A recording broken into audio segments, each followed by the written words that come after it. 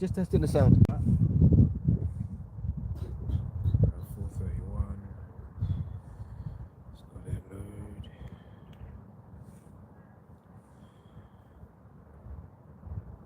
What's it saying?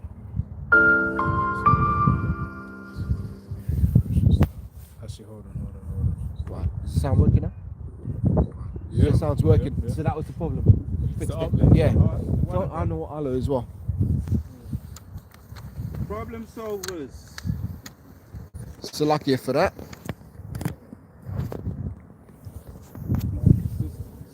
Both you brothers are. You're Levi. Yeah. Levi. One of the brothers said there's always a Levi in the camp.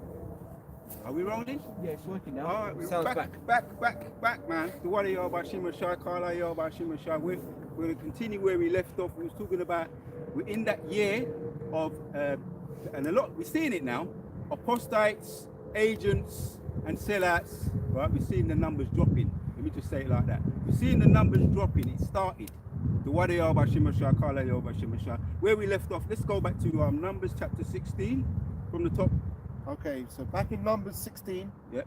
from verse 1. Yeah. Now Korah, the son of Ishtar, son of Kohath, son of Levi, and Dathan and Abiram, the sons of Eliab, and On, the son of Pileth, sons of Reuben, took men, Yeah. and they rose up before Moses with certain of the children of Israel, 250 princes of the assembly, Yep. famous in the congregation, Yep. men of renown. Yep. And these ones that been dropping, I've named some of them. I'm just going to name a few again, just in case it went. The sound. We was having some problems with the sound. Lord willing, we'll be all right for the rest of the time we're out here. But some of the names was certain brothers bringing him out. Prince of the Power. Right? They say he was suffering with something. Obviously, we know that man's going is of the Lord. Nobody don't get deleted innocently. So the Most High is sending out his hitmen, and they're not coming back because his hitmen don't miss. Numbers lie, women lie, women lie, men lie, numbers don't lie. So the Most High is culling. That's another video. He's culling the herd. Yep. Carry on reading. Verse 3. And they gathered themselves together against Moses. Oh, so okay, did I read 2? Yeah, it doesn't matter. Just read it again. Oh, I read 2, yeah. And they rose up before Moses with certain of the children of Israel, 250 princes of the assembly, Yeah. famous in the congregation, men of renown. Yeah, renowned. That's another word as well. We kind of touched on that contrary word. It means to go against the grain. So these men of renown, another word for famous is infamous, well known, popular, was going against the grain, swimming up the stream. And if you've ever tried, anybody into that kind of that kind of going out and being daring, swimming up the stream or going against the grain, it's harder work. It's hard work. Yeah. For those of us that was in Christianity, when you was what's the word? You may have saw certain things, and you may have spoke out because you saw the wickedness that was going on. And even though you was doing it in righteousness, you was going against the grain. And even though and that's the prophets. That's what the prophets be doing, but in righteousness. But these particular case here, they was coming against the Lord. Carry on. Verse 3. And they gathered themselves together against Moses and against Aaron, and said unto them, Ye take too much upon you, seeing all the congregation are holy, every one of them, and the Lord Yahweh is among them. Yep. Wherefore then lift ye up yourselves Right. above the congregation of the Lord. There you go. So they was accusing Moses of doing something that he wasn't doing. And it's going to break it down. Lord willing, we're going to let the scripture speak. Carry on. Verse 4. And when Moses heard it, he fell upon his face. Yep. And he spake unto Korah and to all his company, saying, Even tomorrow the Lord Yahweh will show who are his, and who is holy, and will cause him to come near unto him, even him he hath chosen will he cause to come near unto him. Right. This is it's going to become more and more obvious. In this case, who the Most High was dealing with, the men that he was dealing with. And this is what the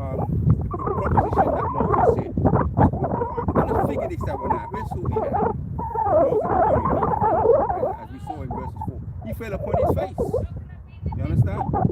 Most High used meek Moses to deal with the stiff-necked, rebellious, wicked of our own people. Right? And yeah, carry on. Verse 5.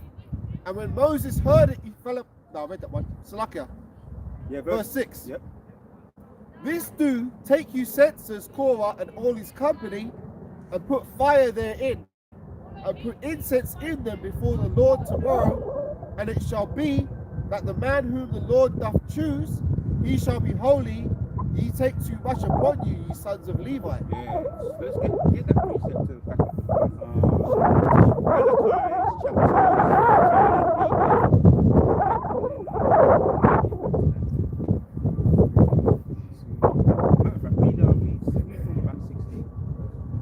Malachi 3 and verse 16.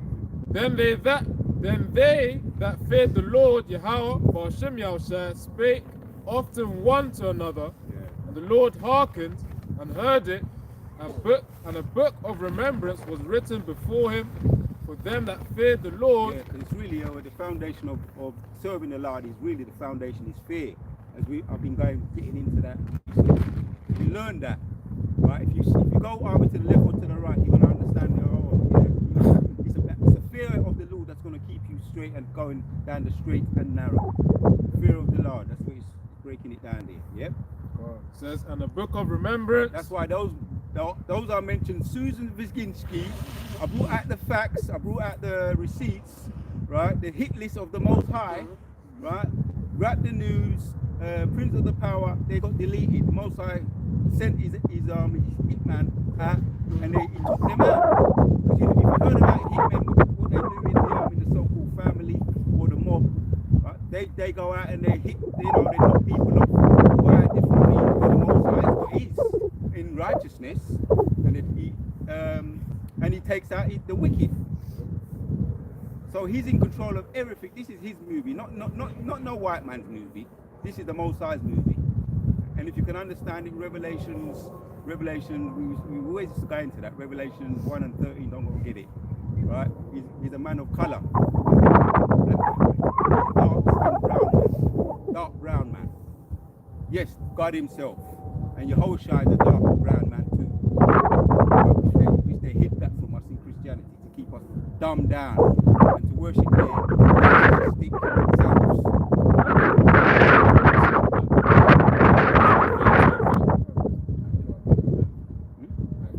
Finish, you can get that off. Finish with Malachi. This is Malachi 3 and verse 16. Then they that feared the Lord Yahweh spake often one to another, and the Lord hearkened and heard it, and a book of remembrance was written. It's important, the kind of thing. Yeah, we can talk and we let our hair down when we get together and we break bread. But for the most part, the conversation's about getting out of this bitch, hastening the day, the suffering, brothers. And it's all right. You can talk about the things that we've been through and that we're getting through, we're fighting through. Most of us he takes notes of that and the things that we want to do, our goals, our inspirations, which for the most part are spiritual. But we do have outlets that brothers we have, which is a beautiful thing too, because the Most High is about balance. Yeah. So he pays attention to the things that we talk about. Yep. Cool. Oh, when you do your videos too, he pays attention to them. Right, don't what's the word? Don't cheapen the fact that you've done a video that you may, you may not think is edifying, or you may always want to do better. That's a good thing. 15 minutes, 12 minutes, but it's gone out there in the spirit world. Me myself, when I first come in, it was with my condition. I'll be watching a lot of those them visual ones. And I'll be remembering a lot of the things, right? Which is a very, very powerful thing. Was the scripture say, them visual videos what Manatazar he be doing? 144. A picture paints 1,000 words. Yep.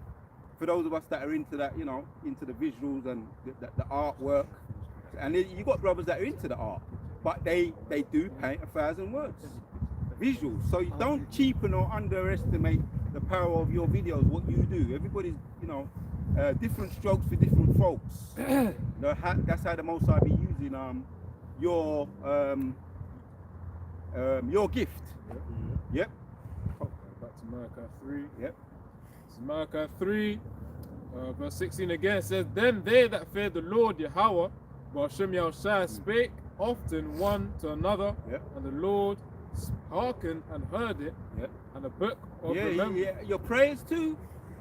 You know, you start off because if you're a newborn baby doesn't come out of the out of the womb speaking fluent English. You know, in our case, fluent English, right? So you learn your Hebrew too. You don't be too hard on yourself because you're muffling it up and messing it up.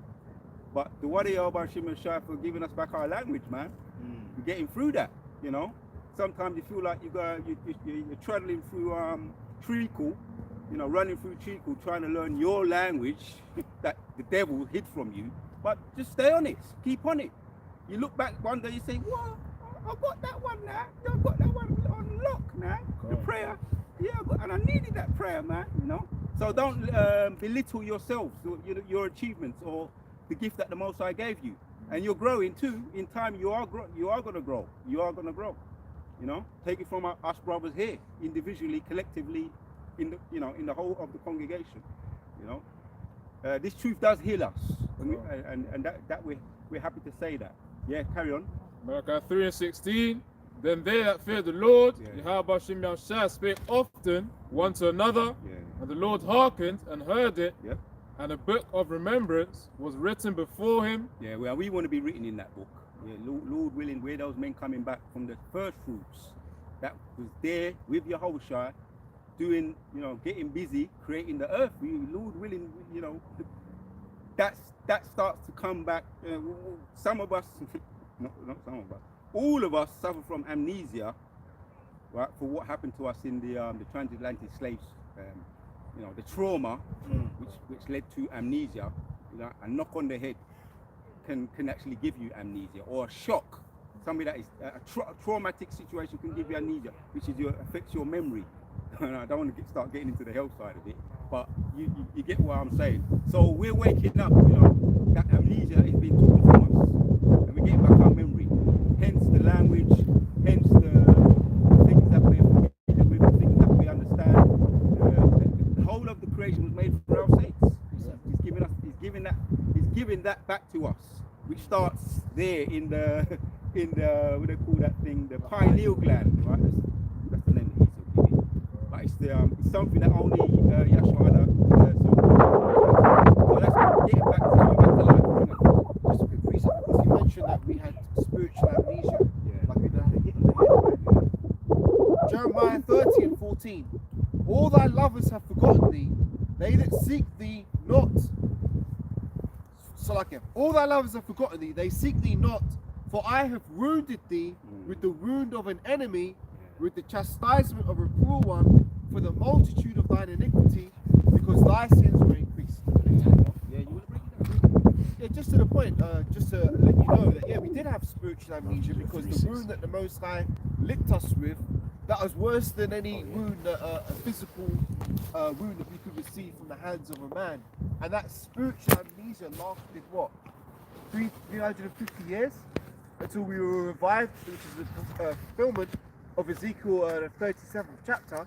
And now we're coming back to the full remembrance of who we are, just to back up your point. That's why I put that out. So the truth does heal us. Another one that comes to mind, Revelation 11 and around 8 and all that as well. With the spirit that was poured down upon our elders, right? That awakening period. So we're being healed once again. Don't underestimate the lot that the Most High is giving you. You do your videos to the best of your ability. You're going to be edifying and help playing your part in building that temple. Precept. Right, which are the elect to be woken again. Yeah, have you got a precept? Go on. All right, go on. This is Sirach 1:14. To fear the Lord is the beginning of wisdom, and it was created with the faithful in the womb. I'll break that one down. Yeah, because what we have to understand is the Israelites that wake up to this truth is because they was already preordained to wake up to this truth, man. What did the Heavenly Father say to Jeremiah? Before I formed thee in the belly, I knew thee, man. So really and truly, this word is only open onto the first fruits, man. and then followed by the the innumerable multitude, those men, women, and children that heard and believed. You know, because even in Second Peter 3, it talks about how the Lord is not slack concerning His promise, but that all should return unto Him, right? That all is only talking about the elect. That all is only talking about those who it was created with the faithful in the womb. All right. Just add to that. So we're going to get back to where we were in Numbers 16. And I was on that one with Malachi.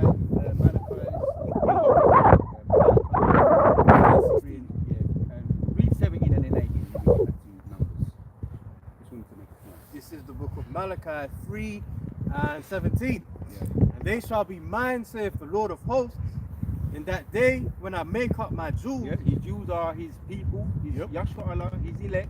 Yep. And we're being put together back once again. You mentioned it, Ezekiel 37. The sinews, right? The skin, the bones coming all back together. I always think about this when I've mentioned that. I always think about Jason and the Argonauts. Oh, when the skeletons come out the floor. Yeah, they come out there, and they was about that, man. They came to life. We that's us, and that's how we look. We may look terrifying to the devil, because if someone's what do you call it? Someone's these mass murderers go around slaying people and deleting people and burying them unmarked graves, and then them unmarked graves you start seeing them coming out. They're coming out of the graves. That's really what it is to them. Yeah, right. It's like Thriller, isn't it? Yeah. Michael Jackson was on point about that when he done the movie Thriller. Got it right there in the spirit. You know, even with the left hand side, but even the left hand side, you know, the Most High uses both sides. So that's how we look to them. You know, don't underestimate the devil's fear and his hatred. And sometimes when we mention the ones that have been deleted, going up to the brothers, right, the agents, going up to brothers and doing all of that. And when you understand a little bit about combat and intimidation tactics, the ones that be doing all the bravado, they'd be the most fearful. You know, I'm going up to people, they're doing it because they're in fear.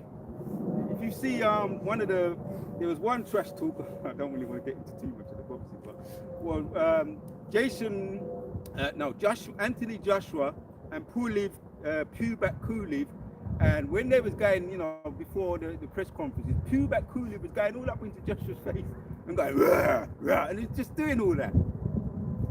They said, I am the man, and putting on that bravado because he was scared. You could see it. But Anthony Joshua was just looking at him, and he could see, and he knew. He read the spirit. He read his body language. He knew that he was doing it out of fear.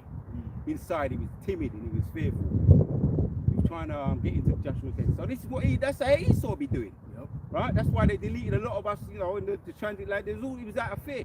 And the post-slavery, the transatlantic, before, mid and after was all a lot to do with fear, and even now they're in fear because are they going to do to us what we did to them?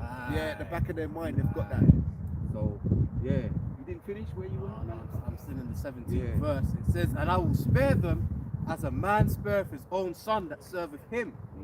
Then shall you return and discern between the righteous and the wicked, between him that serveth the Most High and him that serveth him not. So, Elder Apostle Tahar said this.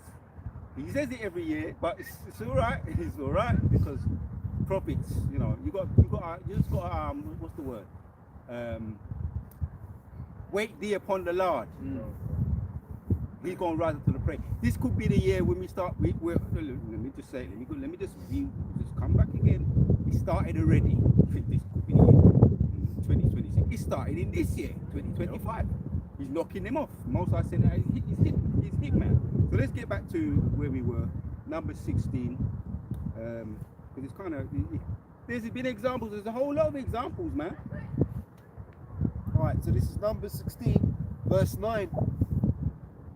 Now let's read from verse 8. And Moses said unto Korah, Hear, I pray you, ye sons of Levi, seemeth it but a small thing unto you that the power of Israel hath separated you from the congregation of Israel, to bring you near to himself, to do the service of the tabernacle of the Lord, and to stand before the congregation to minister unto them. And you get the sense that now, so don't get meekness confused with weakness. Let me say that too, just to throw that out here.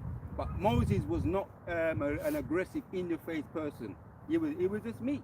He was pleading with them. Yeah, he was pleading with them. And he anyway, let the scripture speak.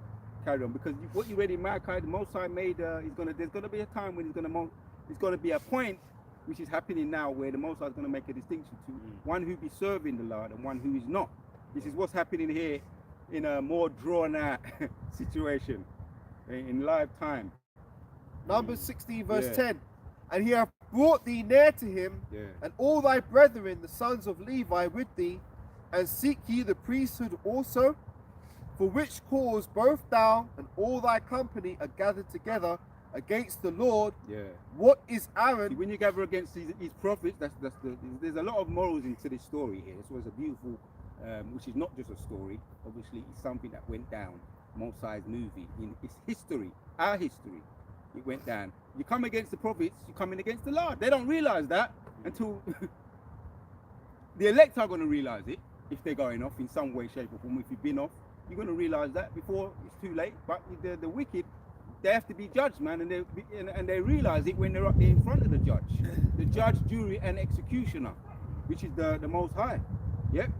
And what is Aaron that ye murmur against him? Yeah. And Moses sent to call Dathan and Abiram, the sons of Eliab, which said, we will not come up. The word there, murmuring. You see that word there? Murmuring, to be complaining against the prophets themselves. Most I be, as we looked in Malachi, most I be paying attention to all of that. Yep. So, yep. Let's keep reading. Yeah. Right, so verse 13. Is it a small thing that thou hast brought us up out of a land that floweth with milk and honey to kill us in the wilderness? Yeah. See, that's the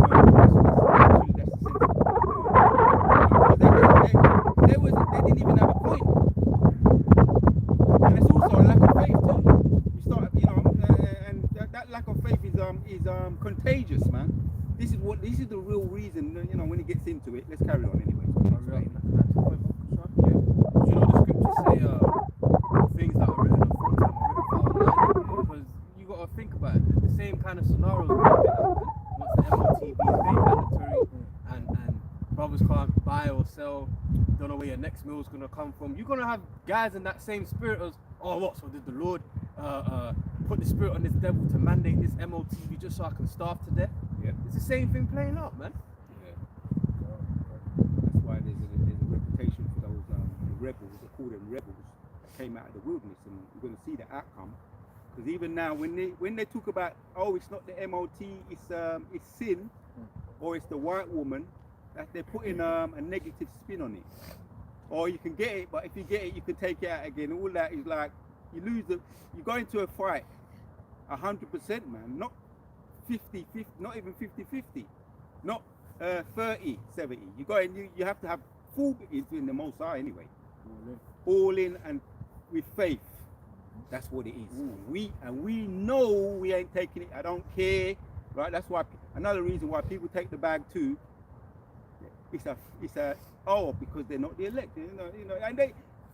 Anyway, there's a whole psychology to why people they be taking that bag, right? Which the elders we're gonna see anyway. Behind the scenes, it's gonna be exposed. Go on. Just a quick one. This is Psalms 116 and 6 in the NLT. The Lord protects those of childlike faith. I was facing death, and He saved me. Oh, break that one down. So you see, when it comes to dealing with the Lord, yeah, it's like you know when your dad's in your life and your image of your father when you was a little boy in your nappies is, my dad can do anything. Yep. If that light breaks, my dad can fix that. If that boy pushes me in the park and I go tell daddy, and then he gets his daddy involved, my daddy gonna beat up his daddy. That's the kind of faith that we need to have when dealing with the Heavenly Father, man. And He makes that clear in Hebrews 11 and 6. He literally tells you that without faith, it's impossible to please Him, man. So when the Lord is saying, look, he's let me read that one more time. Psalms 116 and 6 in the NLT. The Lord protects those of childlike faith. Because you can have brothers praying during the time of Jacob's trouble, but they're murmuring under their lips. They're praying, but they doubt Him. That's not childlike faith. It says the fear of the Lord is strong confidence, man. And that's the confidence we're going to need to bring us through these times, man. Yeah. Fear is a motivator, as our elder Gabar, I remember he'd be saying that, and it's true, because I remember when fear is a motivator. I remember when I thought about when I was coming with, I had my thing, my ailment, and it motivated me to get on point with my health, because I didn't want to be going and visiting, be on that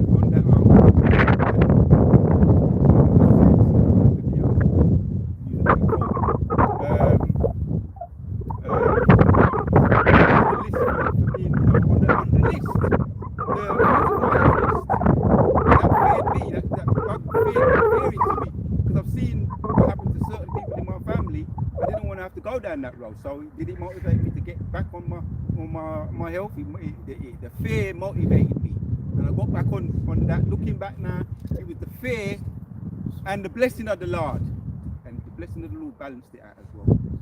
So fear is a motivator. Yep, that's true. Who was reading? I finished up on that. Yeah. So that child, and I like that too. That childlike faith that he's gonna feed you, right? When you're hungry, and it's always going to be on time. The baby ain't going to starve. It's always going to be on time. The baby ain't going to starve. You won't get the buckle. In our case, we looking for. We know what it's going to be. It's going to be a good thing. Let me just say that everybody's got their own way of what they visualize. Because we visualize, and we know it's going to be good. It's going to be on time. It ain't going to tarry. What piece of it? This is Isaiah 35 and verse 3. Strengthen ye the weak hands and confirm the feeble knees. Say to them that are of a fearful heart, be strong, fear not. Behold, your power will come with vengeance, even the Most High with a recompense. Daddy's coming with power. And all them, I like my combat and them. Tyson Fury, Alexander Usyk, Sugar Ray Robinson, all them man ain't got nothing on no side, man. That's right. Ain't got nothing on him. Yeah, they was good, credit where it's due. Right, but he's looking after his juice. And he don't like no someone who's scared on the inside and bold and acting all confident on the outside. They ain't got nothing on the Most High. Big Goliath, coward-like people. The most cowardly people are the ones that are up in your face and trying to intimidate you. Right? It's the Spirit of the Lord. Go on. If I may add to your point on that intimidation thing, there's an old saying, empty barrel make the most noise. No, enough said, man, enough said. Finish what you're saying. Finish it? No, you're right. So Isaiah 35, verse 4. When you lick, I'm thinking now you got me. When you lick it, you go, boy, there's an echo in there. Steel band. And that's how they make them steel bands out of them iron barrels. Yeah, they're beautiful what they do. But it's true. The saying is true. It rings true. Yep. Isaiah 35, verse 3 to 4.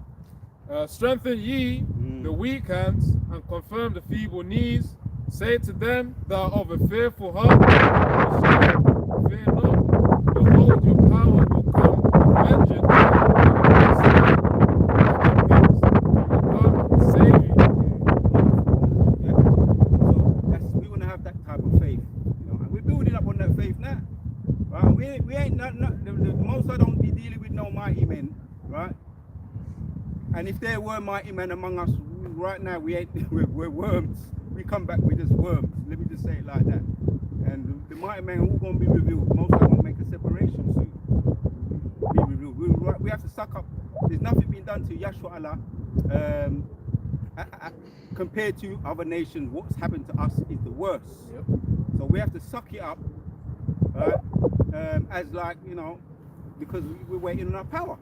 So let's get back to the point. And I like the way I had this is a beautiful lesson, because we're watching how the strength of Moses, who was known as the weakest man at that time.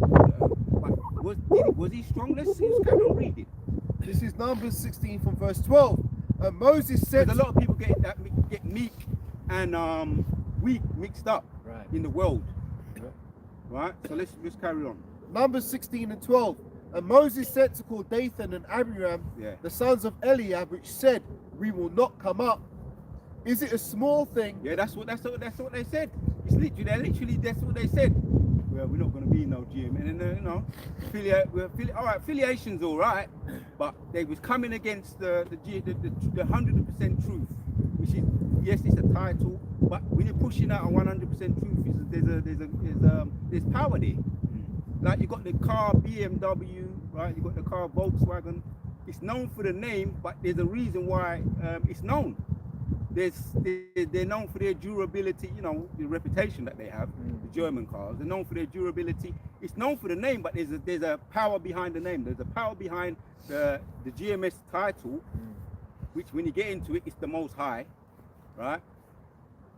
It's the Most High, Yehovah Shem Yoshai is the power. Because if our elders are following Yehoshai, we follow him, we're following Yehoshai. We follow our elders and apostles, bishops, and they're following the Most High, Yehoshai. Yehoshai following Yehovah. We're following Yehoshai by following men. He's given us men to teach us, and we appreciate that. You know? So, Numbers 16 and verse 13. Is it a small thing that thou hast brought us up out of a land that floweth with milk and honey, to kill us in the wilderness? yeah. See that we call that undermining faith, undermining faith. You know, in front of people, in front of a crowd, whether they're doing it in front of a crowd or not, that's undermining. That's like putting a slant on a blessing, putting a slant or a chink on a blessing, putting a negative slant on a blessing, because it's not even true. Do they know? They don't know what's going on. You know, that's where it comes into having that childlike faith. They didn't know what was going on, but they're just throwing it out there. That's what they do as well with the breakdowns too. Now, whoever they are, they've come back, right, in their lots. The agents, the apostates and sellouts, they've come back in their lot, and which the brother was going into that. Done a beautiful video on that. They're not even in full control of what they're doing. The Most High's in control of that. Yep. Man have to come back in their lot. But they're putting a negative slant on the truth, and a lot of people anyway. Don't break it down. Just carry on. Verse 14. Moreover, thou hast not brought us into a land that floweth with milk and honey. Yeah, because there wasn't in the land. Was there some truth in it? That's the best lie, when you hide a bit of the. You have the truth, but there's lies in there. So they're using the truth, the word that comes to me, semantics.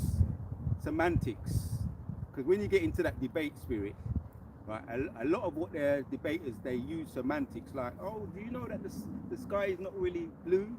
If when you get into it and you research it, well, how do you deal with that? And they just the sea is not really blue. It's all the things that a lot of it anyway.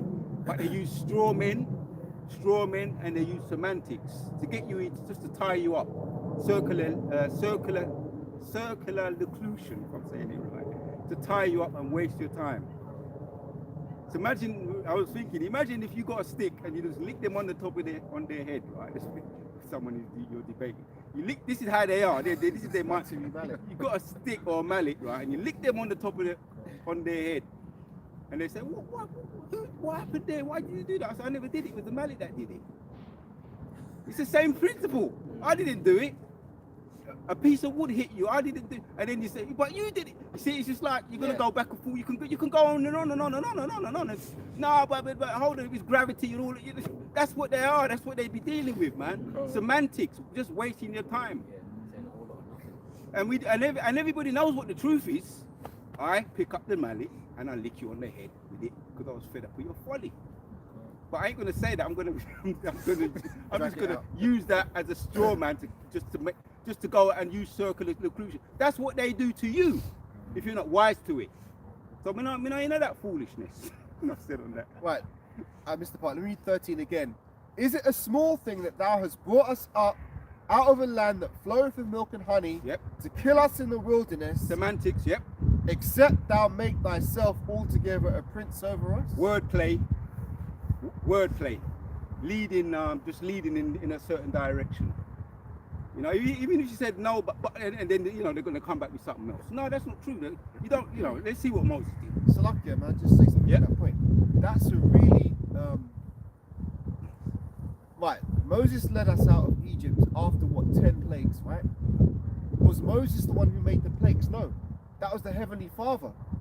When we left on the night of the Passover, the angel of death came and slayed the firstborn of the Egyptians. It wasn't Moses that did it.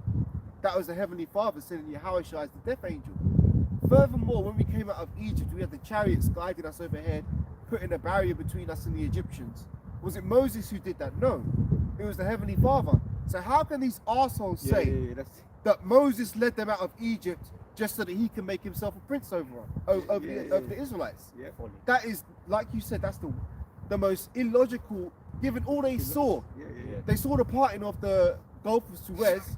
They saw the Pharaoh's armies being drowned in the sea, and after all that, they're still talking shit about Moses saying. This is why, see, that's why I love Moses. The more when I read this and meditate on it, I just love Moses more. It makes me just like love him, like the way he dealt with it.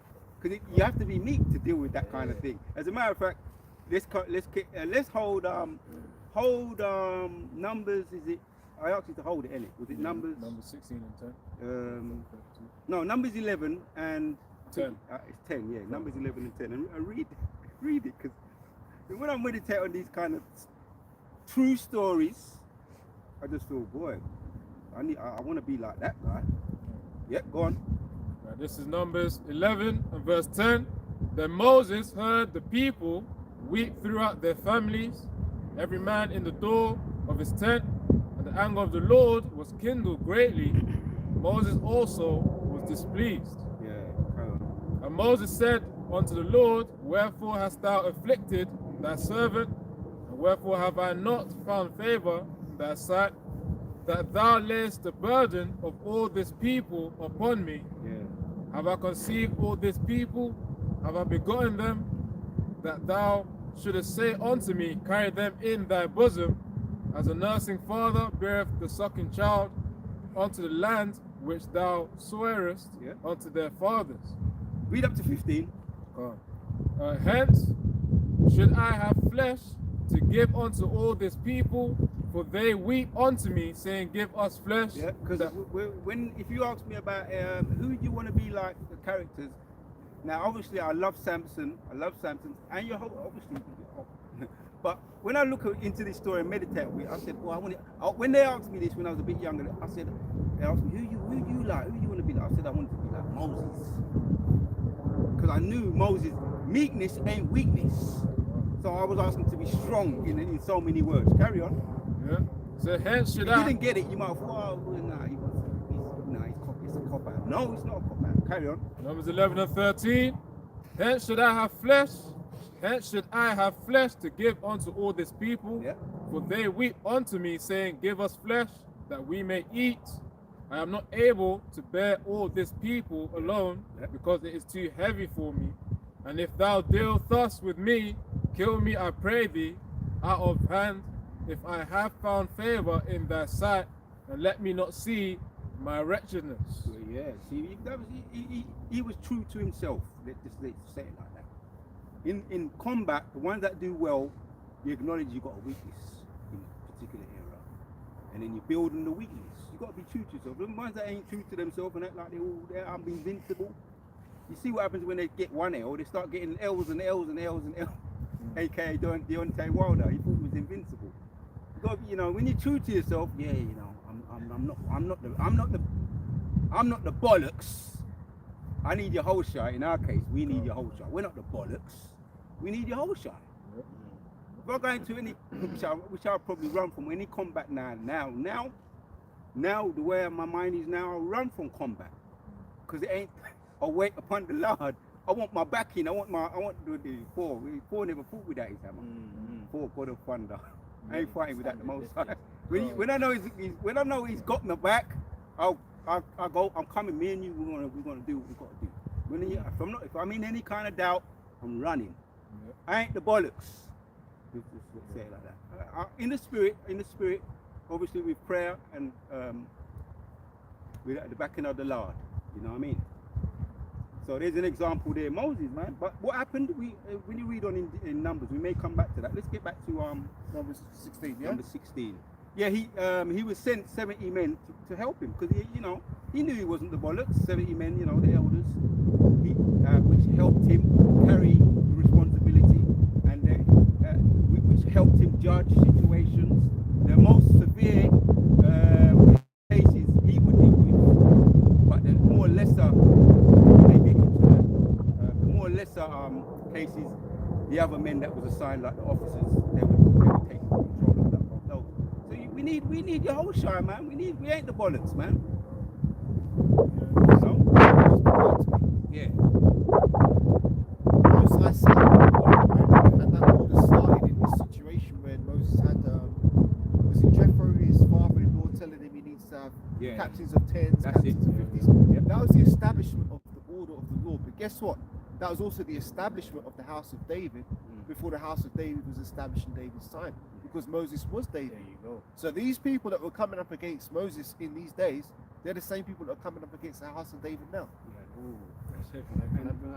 And David was meek too. Well, he had the same characteristics. Yeah, well, but people, like, if you didn't know, like David, he was kicking ass. It was because, why he kicking all those ass in the Goliath as well? It was because he was meek. That's right. Which meek ain't weak. Anyway, enough said. Go on. Just a quick one on that point. This is 2 Samuel 3:1. Now there was a long war between the house of Saul and the house of David, but David waxed stronger and stronger, and the house of Saul waxed weaker and weaker. There you go. That's the point. So we want to be in the house. We want to be in the house of David, because if you wait there upon the Lord, if you need to flee, the Spirit says flee. He ain't. There's a saying. I'm forgetting these sayings sometimes. He that fights and runs away lives to fight another day. Don't get we've done a lot of running in our previous lives. Most I gave Judah, Benjamin, and Levi. I gave us some, what they call it, fast chick running legs. Fast chick legs. Because most I knew we were going to be running. You back then, yeah, we was running. Enough running was going on. Because we didn't have the backing of the Most High.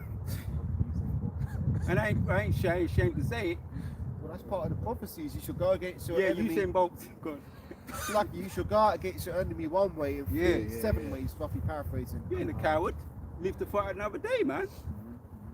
Well, I remember, I'm not going to say what I did one time. I was young though, but anyway, enough said. Back in Numbers 16 and verse, where have we got to? Verse 14. Moreover, thou hast not brought us unto a land that floweth with milk and honey, or given us inheritance of fields and vineyards.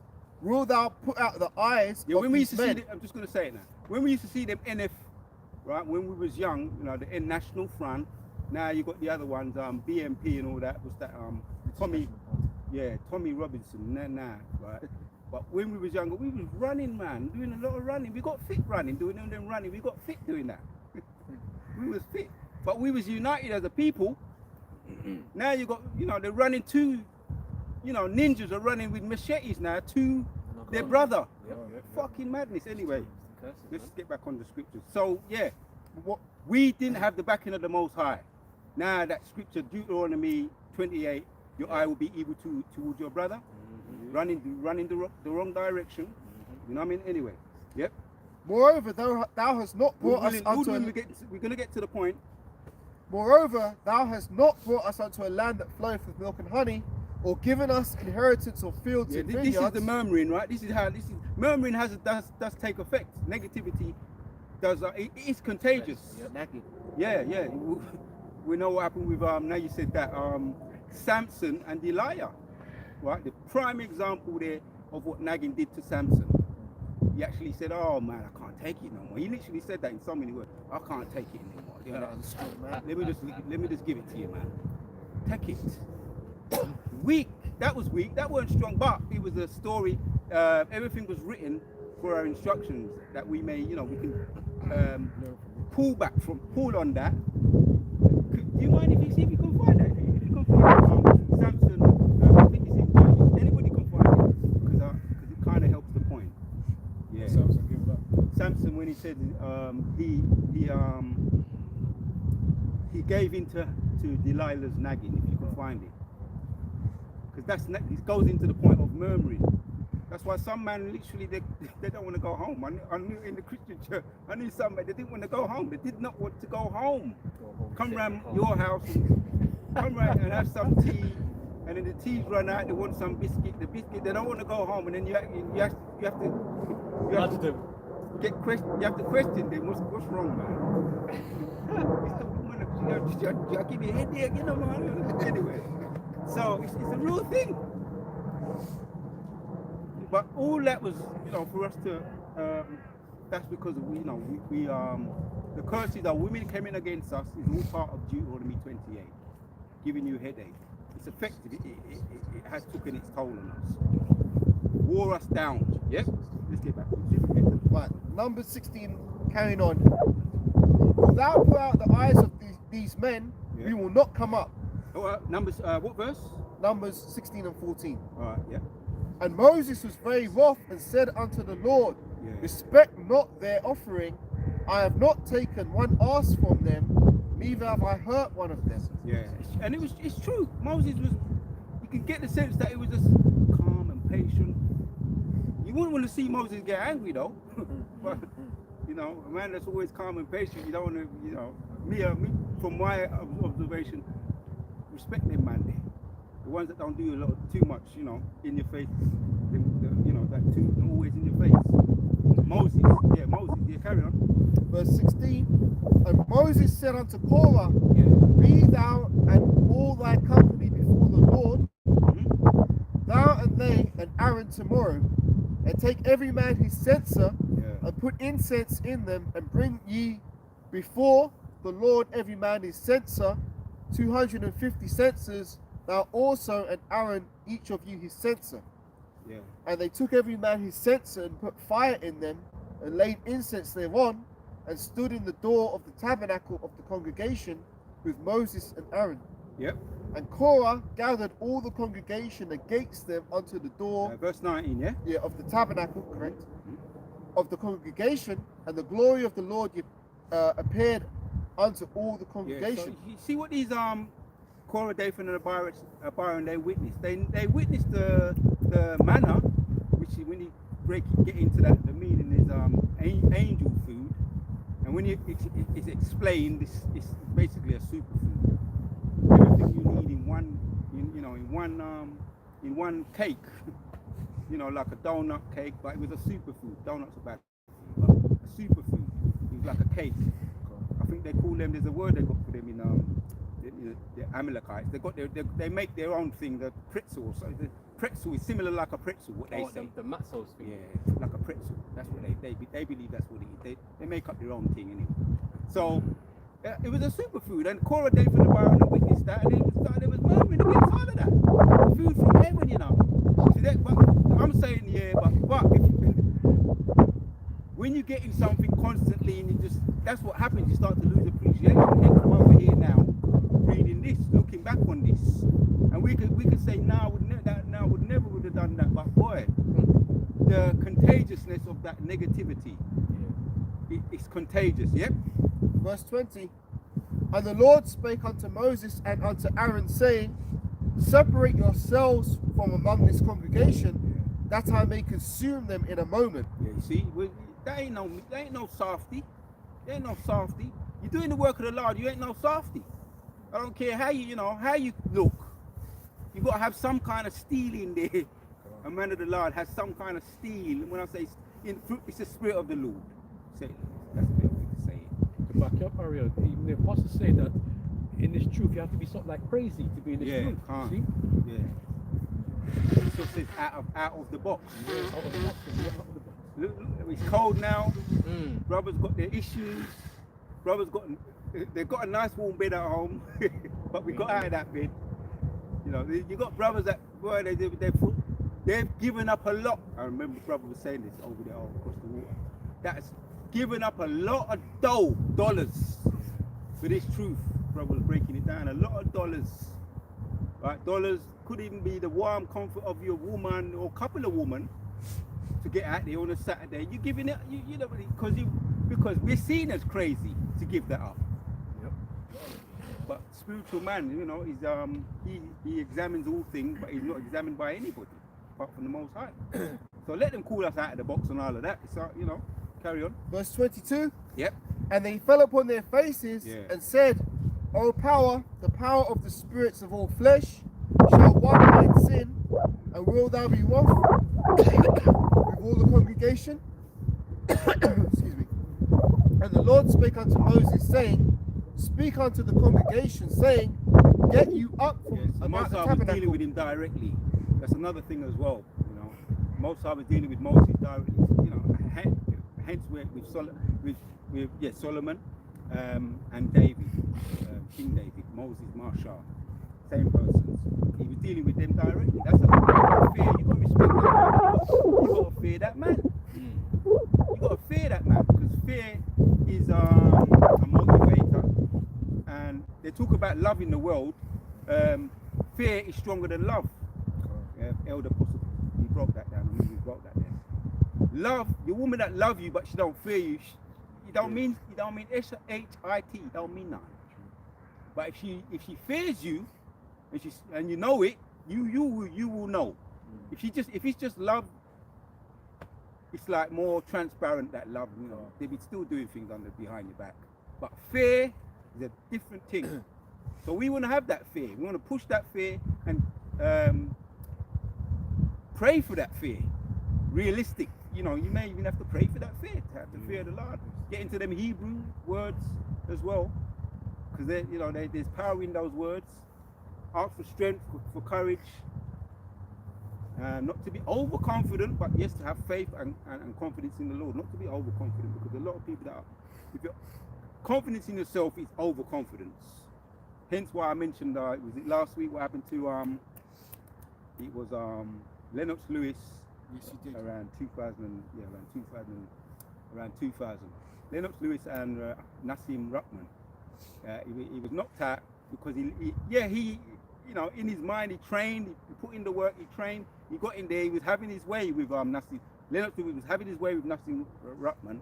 He had a bit of size on him, he had a bit of length on him, you know, arm length on him, so he kind of got a little bit, you know, more laxy-daisy, more confident, and he was maneuvering around, and then they were out of nowhere, Nassim Ruckman just threw one of his well-known infamous right hands, his hooks, and he just knocked him out cold. He woke up, when Lennox Lewis, he was knocked out cold, and when he woke up, when it woke him up, you know, he's a big dude, they lifted him up. He was like, he thought he wanted to continue to fight. He didn't know what he would. He didn't know what he wanted. But he was literally smiling, there was a smirk on his face before he got knocked out. So we want confidence in the Lord, not in ourselves. You know, that's the point I'm making. Yep.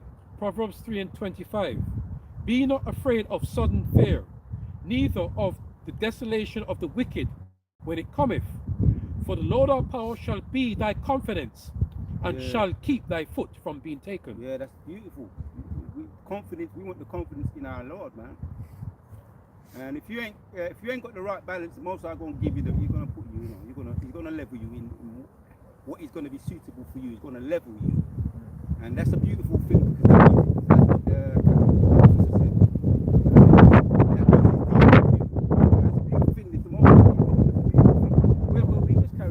what these are men that lack that fear. Yes, so we got to verse 20, Yeah. 24, forgive me. Speak unto the congregation, saying, Get you up from about the tabernacle of Korah, Dathan, and Abiram. Yeah, get away from them. That's what our elders have been warning us about these Genesis, right, which means the beginning of the end, and it's the beginning of the end for them. Ever since they've left Sakari, they're former members of Sakari camp, which the elders, our big brothers and our bishops did say that camp is going to separate. They did say that.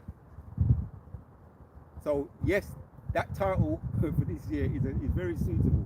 Scoffers, agents, and apostates. This is going to be. We're going to start. It's going to make it more apparent. He said that to the curses on them, and I don't want to let that go. When I first came in the truth, once I learned those curses, I was letting them curses rip. know, that's the outlet that we got, because we can't get physical. Obviously, we're not carnal, but they are effective. Susan Zawinski, I love it when I heard about that. Right, the list, the hitman, the elders, he's got the hit list.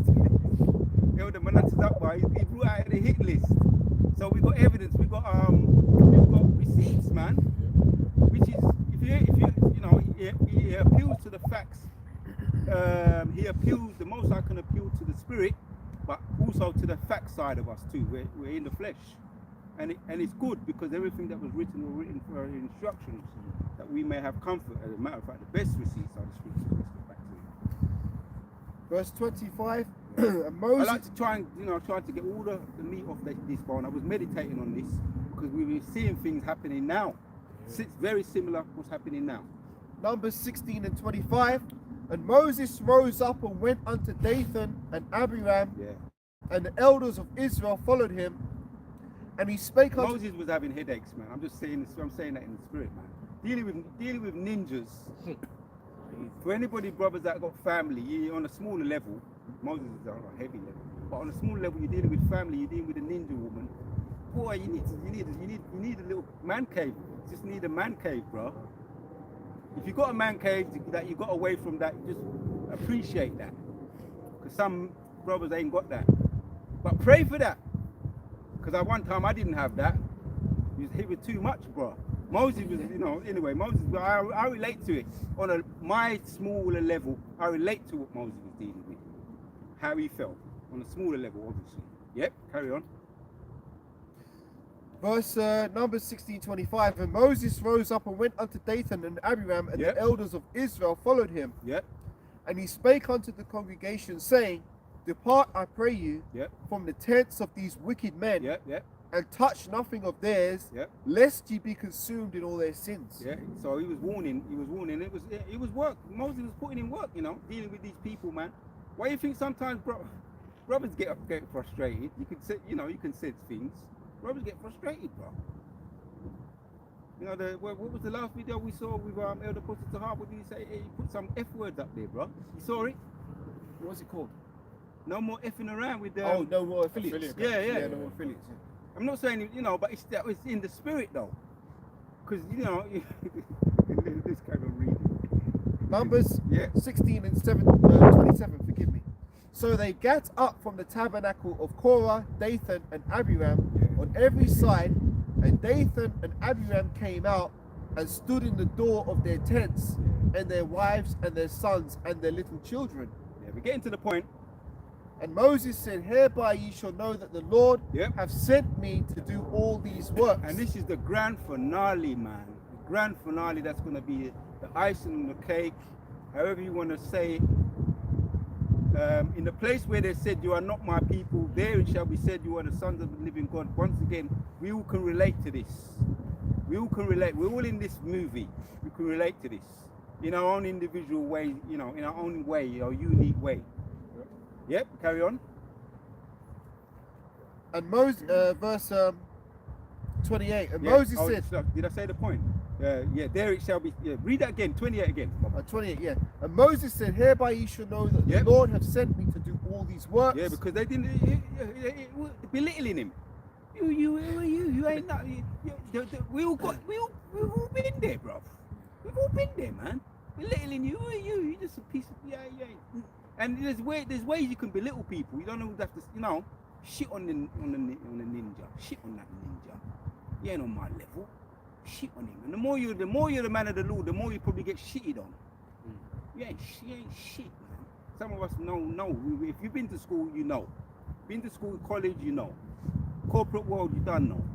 Yeah, you ain't shit in this world. Moses was dealing with his own people. Yeah, so that's why it's so important for us. We want this. We want to see. We pray for his return.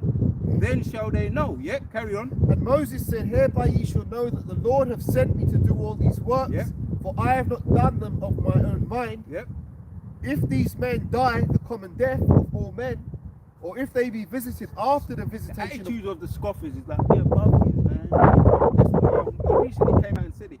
Captain Tazaria. He said, why should I listen to you when you G grape 12-year-old girls. Why should I listen to you? You're little in the man of the Lord. Does he have abilities there? Have certain abilities? Is he quite gifted? He's got the gift of the gab, you know, which a lot of these ninjas have the gift of the gab. Moses he wasn't a fluent speaker. He didn't speak the fluent Hebrew. So he wasn't, well, you know, what they call higher learn. You know, although the highest form of knowledge and understanding is having it of the Lord anyway, a Bible education. A Bible education is the highest form of understanding and knowledge. But they still look down upon you because maybe you're not in the academic, you know, the academic field of the, you know, the alphabet, you know, what they call it, master degrees and all of that. PhDs. Yeah, all of that. Which there's very few of the men of the Lord, you know, very few. He's chosen the foolish people of the world, isn't he? You know the scripture, we don't go get it. Yeah, all right. Just a response as to why you should listen to those men. This is Hebrews 13 and 17. It says, obey them that have rule over you and submit yourselves, for they watch for your souls as they that must give account, that they may do it with joy and not with grief, for that is unprofitable for you. Yep, we're looking at the example here. We're going to see the outcome, getting to the point. Yeah, break it down. Yeah, because ultimately our elder apostles of Great Millstone, that's exactly what they're doing. They're watching for our souls. When they're giving us instructions, telling us to do certain things, telling us not to do certain things, it's not because, oh yeah, I'm this elder apostle to heart and I can, you know, yeah, I'm the leader, I can do what I want. No, it's to watch for our souls, man. And you see, a lot of the times when you check it, a lot of these guys that, you know, brothers on down may wish ill upon, a lot of the time elder apostle to heart asks for mercy on them brothers, man. Yeah. You know, so really that's what it's for, to watch for our souls. That's why we should hearken unto them. Yeah. And it's good because we all do need mercy. Yehoshua, the ultimate, when he the fact that he gave up his blood, man, for us was an act of mercy. So we don't let him go through that all over, you know, that saying, crucify the Lord all over again. Don't take that for granted, man. If you need to count to 10, I'm going to say this, my elder said, if you need to count to 10 in the spirit, I'm saying that in the spirit, just go home and count to 10 in the spirit. You get rebuked, go home, don't say nothing, man. Go home and count to 10. The flesh is going to tell you, the flesh is trying to deceive you, you know, for the most part. The flesh be deceiving us as well. Pride, the flesh, the pride, be deceiving you. Bite your lip, go home, and then you look back a week later, you say, oh yeah, what was going off? You know, like the typical Edomite, he be getting drunk, right? I'm just using that as an example. We've seen it, some of us. Getting drunk and shit-faced, and when they get drunk and shit-faced, they do some foolishness, man, foolishness. And then they get locked up. They get told they're going to be locked up for 1 hour, and then they commit suicide. They can't take it. They can't even take it. But they do foolishness. And when they're in front of the judge, oh, I was drunk. I was drunk, and then that's why I stabbed him. That's why I strangled her to death.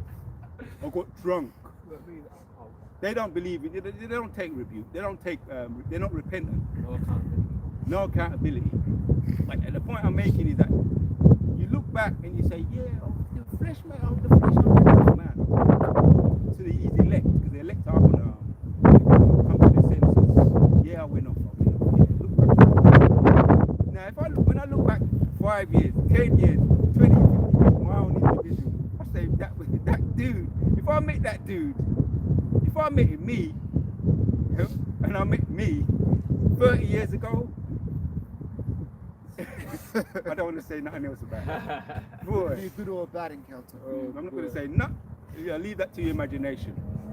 Right? Because people ain't stupid. But I'm just saying, you grow, innit? You change, man. Everybody does. You done stupidness, you know. I know in general, we all done some real stupid things. Yep. And if somebody, or at that moment, it wasn't stupid to you, you go back and visit that guy and say, what are you doing? You know, you could time traveling. Right, but I wouldn't mind doing that, by the way. But anyway, let me stay on point. But the point is, yeah, you do stupid things, and you need time to. You need to look and time go by and look back and say, Spirit, the what they are about Shimon Shai. Moses could have got me, he could have got me then. He had mercy upon me then. I needed mercy. What I did.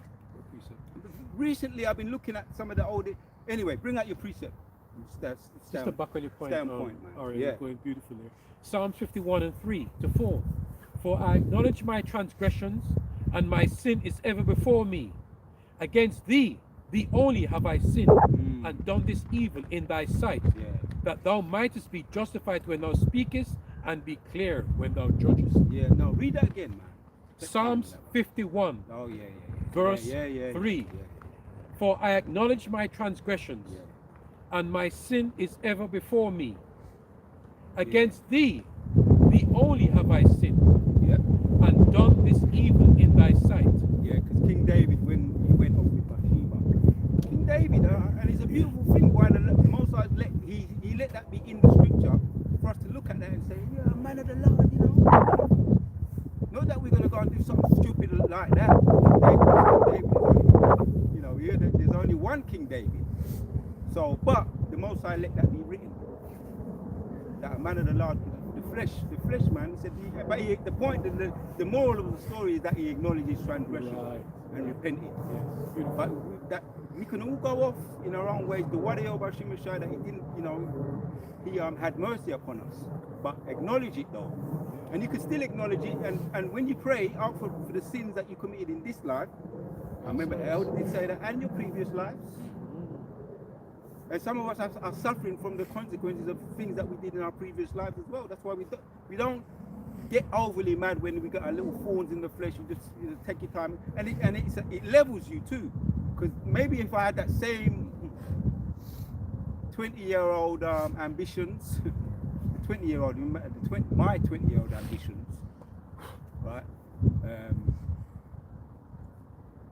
The one has leveled us, he's grown us, he's moved us on from that. Your ambition, your priorities change. Oh, the title of the video I did, just come back to me. Be careful what you ask for. You might just get it. Some men have got the dollars, they got the bag, right? The Most High gave them the bag.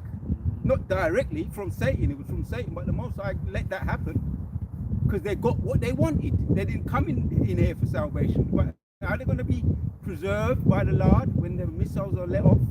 They got the bag. And even that that rapper Biggie and Puff Daddy, what did he say? More money, more problems. He actually made a record on that. More money, more problems. More money, more woman. More nagging. Oh, did you find that one with Samson? I got it. Oh, you got it? I got it. Let's get that. The spirits changed a little bit, but the Lord really can get back though. Bring that one out. Yeah. This is the book of, I'm going to start from 15, right? Judges 16, verse 15. And she said unto him, how canst thou say, I love thee, when thine heart is not with me? Yeah. Gaslighting. Yep. That's a good point. An example of a woman gaslighting a man. And it makes it sounds like he's not that intelligent, but he was a man of the Lord. He weren't stupid, but prophecy had to be played out. Yep. Right. When thine heart is not with me, thou hast mocked me these 3 times, and hast not told me. He kept on saying, yeah, this is where my strength is. Yes, thy great strength lieth. Yeah. You're right. Verse 16. We carry on reading. Verse 16. Yeah. And it came to pass when she pressed him, nagged him daily. Hold on, let's look up that word. Anybody with the blue letter, you can look it up for me. I don't have internet. Oh, who's got? You got internet? Yeah, I got it. Look, 16, give him the scripture. 16. Yeah, I want to find The word pressed. because we're looking at the word nagging or murmuring, because Moses was dealing with that, and that's why he was telling the people to separate from the 3 rebels, Korah, Dathan, and Abiram, because they were pressuring, putting that negative twist in something that was a blessed thing. Right. So the root word for press says suk, which means to constrain, press, bring into straits, straighten, oppress. Says in Strong's When I think about Samson, and I could be wrong anyway, but I see him as a big man with he had the triceps, the biceps, hench. That's Yeah, how I the see AJ him. look. Yeah, that look. Probably the Lord. Yeah. In the flesh, you know, obviously, you know, he's backed by the Lord. But what was the woman doing to him, man? Good. Yeah, Strong's definition, it says to compress, oppress, figuratively, distress, Distress. constrain, straighten.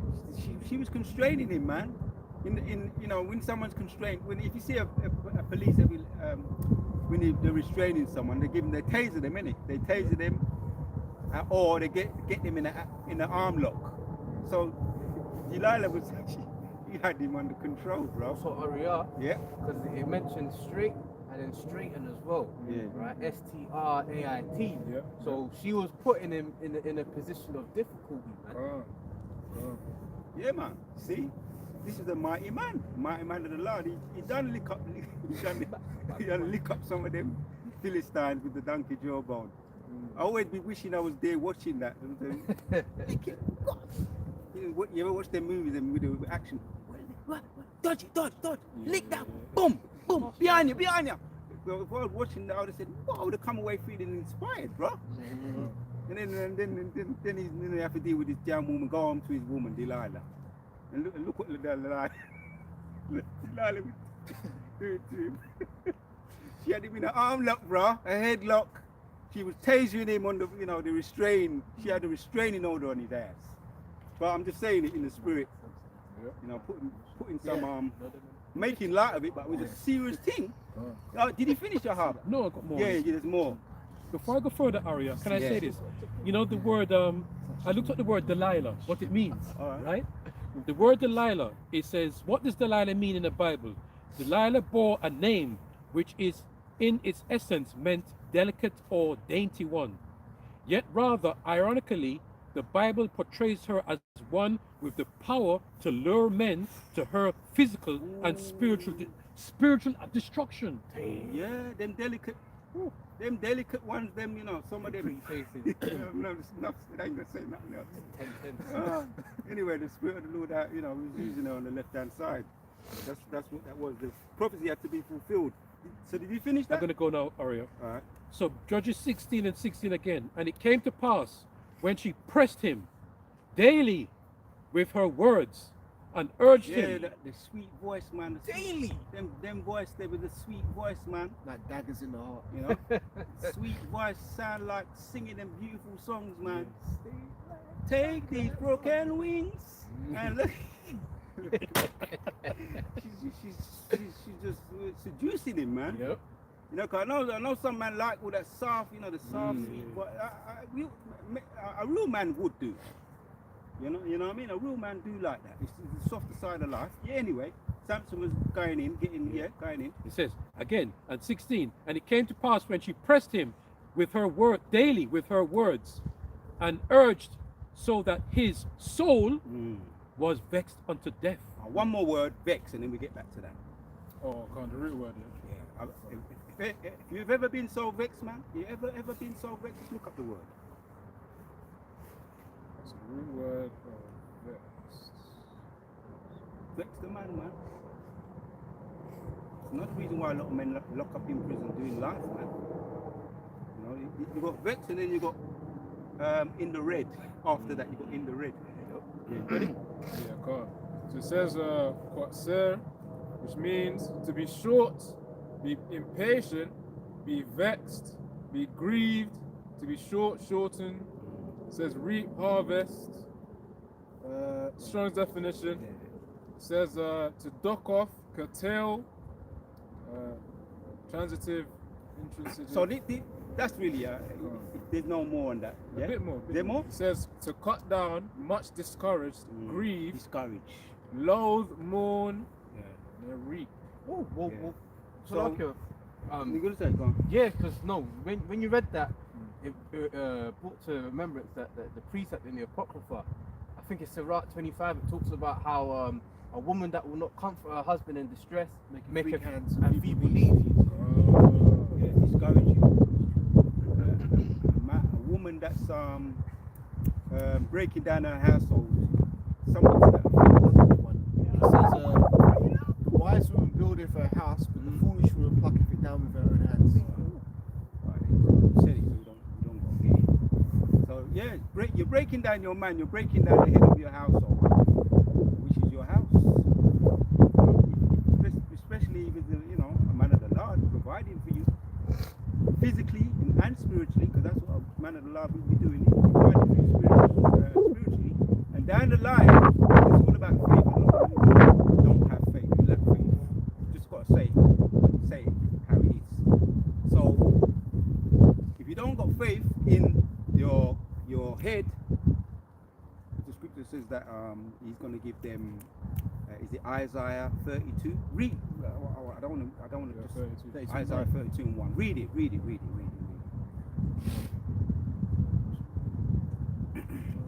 So Isaiah 32 verse 1. Behold, a king shall reign Yep. in righteousness. Yeah, that's your man. That's your husband. The head of your household. This is what he's saying. Yep. In righteousness, and princes shall rule in judgment. And a man shall be as a hiding place from the wind, and a covert from the tempest, as rivers of water in a dry place, as the shadow of a great rock in a weary land. Yeah, and it may not be in this world, so to speak, the dog's bollocks and Anthony Joshua, which all the women, women are hypergamous, so they're all rushing to Anthony Joshua right now because he dealt with Logan Jake Paul, innit? Yeah. He dealt with him in the ring. Superficial, women are fickle anyway. Can I just say something? All Yeah, right. go on. There's even a picture, I saw a clip where even Muhammad Ali's daughter was hugging him, right? Oh, and, yeah. and she's married, you know. 'cause I saw a ring Layla on- Ali, She's yeah. got a ring on her finger, you know what I mean? And she's hugging him and looking. Women are fickle-minded, Yeah, man. they're fickle. You know? But Lustful eyes, brother. well, there you go. You just made the point. Women are hypergamous, but they're very fickle. But she's a married woman. Yeah. But they do love that. They love a man. They do love a mighty man. We're gonna give you reasons to be, falling over us, and you ain't gonna be fickle, because we're not gonna be here today, gone tomorrow. The men of the Lord. We ain't gonna have to lick down, little Jake Pauls, which I'm gonna have my own little thing going on in my. I don't want to get into it, mate. There's a whole lot going on about. I'm gonna be a boxer. I'm gonna be in control of my plantation. It's only about justice, because boxing really, when you get into proper martial arts and all of that, it's supposed to be about justice, not flipping Logan Paul crap with YouTube boxers, celebrity and all of that, and money and all of that. It's going to be about justice, because we have to pay you back. Revelation chapters 18, because a lot of the boxers are being exploited. Even Chris Eubank said that years ago. I respected him for saying that when he came out in the early 90s, late 80s. Boxer is a mugs game. It doesn't mean they're stupid. It just means they're being exploited, because now Esau is in control of everything. The earth is given unto the hands of the wicked. So you might be very intelligent, but you're in a position where you ain't pulling the strings. You ain't in control. You've got Amalekites in control. Yep. Bob Arum and all such like ones that are giving you fees for you to keep your ring, your belts, giving you all kinds of fees. Politics. Just say that. So yeah, that's all going to be repaid, right? And all you Muhammad Ali, Sugar Ray Robinson, all the Sugars, Sugar Ray Robinson, Sugar Shay Mosley, Sugar Ray Leonard, ain't gonna have nothing on me on my plantation. We're gonna all in one, because we're gonna be on another level, obviously, food to power and all that. But I ain't gonna be dropping it like that.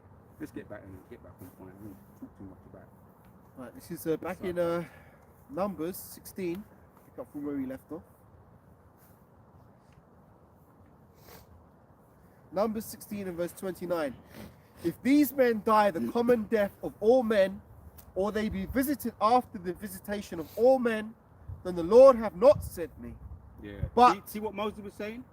See, that's a confidence that you have. That's meekness, but it's an inner confidence that you don't be braggadocious and be exploiting people, lording it over. He wasn't doing that. They felt so bold as that they can come up in his face and say, we're equal with you. But anyway, let's see what the outcome. Let's carry on. But if the Lord make a new thing, And the earth opened her mouth and swallowed them up. See what you see that? That's prophecy that's taking place. That was prophecy, right? Because let's carry on. And swallow them up with all that appertain unto them, and they go down quick into the pit. Then ye shall understand that these men have provoked the Lord. Yeah, what verse you are? 30 going into 30. 31. All right, we're going to read up to around 30, 35. Yep, Right, 31. nearly there. And it came to pass, as he had made an end of speaking all these words, Yep. that the ground clave asunder Yep. that was under them. And the earth opened her mouth and swallowed them up and their houses, Yep. and all the men that appertained unto Korah and all their goods. So was Moses a pushover? Was he weak? But obviously they thought they could push up on him, trying to intimidate him. 3 of them. Maybe there was, they had some ability, some qualities about them. Maybe there was, that typical ones that we read out that was on the hit list. Like, what was that guy that was very eloquent? Polite, very, very good with words. Very, he used a lot of semantics. Even which today nothing to the Most High. Most High will not be dealing with that. It's foolishness to the Most High. Even the vocab Malone, the word that actually his name vocab. He's good with words. It's the plants. You debate with him, and he would take you to another place. He would use a word that you could be talking about the salvation, right? And then you mention a word, and then he'd be taking you off. I be observing them. I ain't got time anymore, but I be watching them and I be seeing the semantics that they be using. And people get caught up in it. But another thing as well that is important to understand: when you're dealing with them, you're dealing with high levels of demons. High levels. What's demon mean? Intelligence. So the intelligent, high level demons you're dealing with that are on them, that are backing them up, and you just think you're looking at this guy. He's being controlled by a demon. And a lot of them, once again, we quoted it. Most I'm gonna do onto them. Carry on. Let's carry on. Verse 32. And the earth opened her mouth and swallowed them up, and their houses, and all the men that appertained unto Korah and all their goods. Yeah. They and all that appertained to them went down alive into the pit. Yep. And the earth closed upon I them. think they call that an earthquake. Yeah, I'm just about to say that. An earthquake and a sinkhole. They're both very similar, but when you look at when you get into like them sinkhole documentaries and you see there's something happening up north at the moment where they're trying to patch it. It just keeps on getting bigger and bigger and bigger and bigger, and they're saying it's something to do with the pipe or something, but it's like there's tunnels under there. I'm just saying that the science they understand. The science say there's tunnels under which over in Babylon. If you say it's another way, spiritually there's a whole heap of blood on this earth. So this earth can't be cleansed, but except by the blood that was spilled. Except by the blood that was spilled, by the Most High. Can't be cleansed. So this earth is unsettled. And anything can happen at any time with these people. They be building all their high-rise buildings, the docklands and all of that. Anything can happen any time because they built it on the foundation of the blood of the men of the Lord. Anything can happen.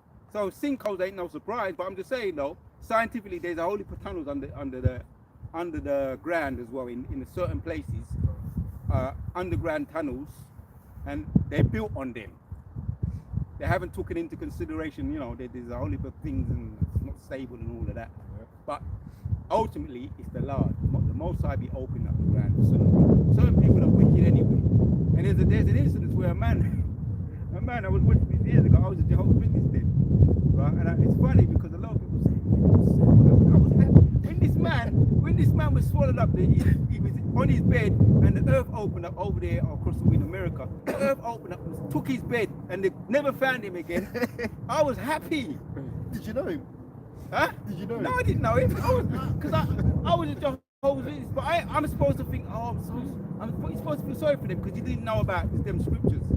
No man dieth innocent. Oh yeah. And it's only out of all the people we say, it's so sad. Me and another person, we said it was a judgment of the Lord. I remember I said that, and she said it was a woman too.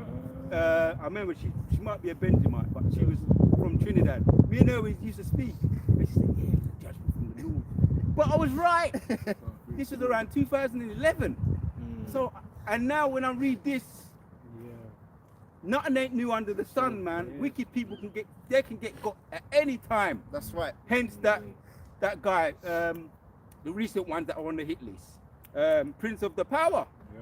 You could just we'll say his name again. Nabal, yeah. Nabal. Yeah, You- caught a heart attack, yeah. Yeah, you could just get. He just went stiff on his bed. He went stiffen up, Cold. Just went stiff. Ain't no joke, man. So we learn from these. We learning from this here, right? The example we're gonna get to the point now. We've basically got there now. Numbers 16, verse 33. Yep. They and all that appertained to them went down alive into the pit, and the earth closed upon them, and they perished from among the congregation. Yep. And all Israel that were round about them fled at the cry of them, Yep. for they said, lest the earth swallow us up also. See, it was fresh in their mind. When you get more into the story, they started to read. It's so wicked, boy. You said it a little while ago. Boy, ninjas are wicked. Because we're not going to go all into it, but they ran and they were sad. They at the instant of it, the emotion of it took them. Read it again. They all fled. Yes, this is verse 34. And all Israel that were round about them fled at the cry of them, Yeah. for they said, lest the earth swallow us up also. Yeah. What verse was that? 34, going into 35. All right. Read 35 as well. And there came out a fire from the Lord and Yeah. consumed the 250 men that offered incense. That's another way you can get got. Even before the missile. Yeah, the missile going to come, intercontinental ballistic missiles, Satan 1, Satan 2, and the lasers from the chariots, the fire from the heaven. There was lasers from the chariots. Burn them up alive, burn them to cinders alive. But you know what? Even that, after that, when I got into, I've meditated upon this, even after that, they still started to murmur again, you know. They started murmuring again. Who do you think you are? Most High's backing you up. Who do you think? They still resented it.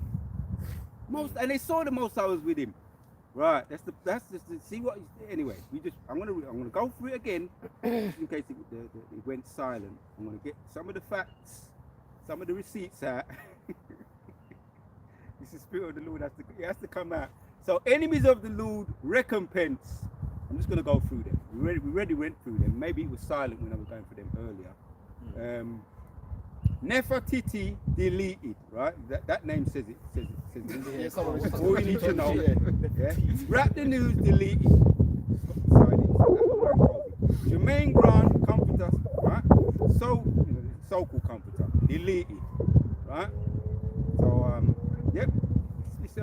I'm just going to read through it. Receipts. Brother Polite, 7 years in prison, right? Is he playing semantics in prison now, debating with them in there? You know what I'm saying? Catch yourself. Who is he trying to supplant? They're probably getting visits. That's the demon. That's how demons are. He's probably getting visits and sincere people trying to help him. He's trying to supplant them in there. The demon don't stop, you know. But anyway, the Most High got his ass. You got.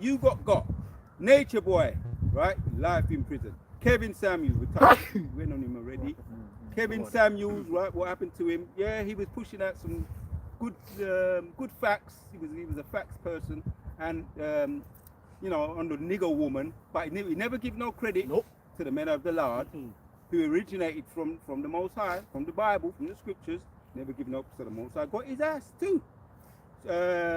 Susan Zavinsky, she was an institutionalized hater. Most High said, enough is enough. We're suffering. Brothers, we're crying out. We was crying out to the Most High. He took the whole video down. My first love. They took that, but I cried out to the Lord about that. General, right? The general shot in the face. Reuben Israel dropped dead. Right. So let's get back to Korah Dathan and the Bible. There's some more, and then I'm gonna let you come in. If the elder don't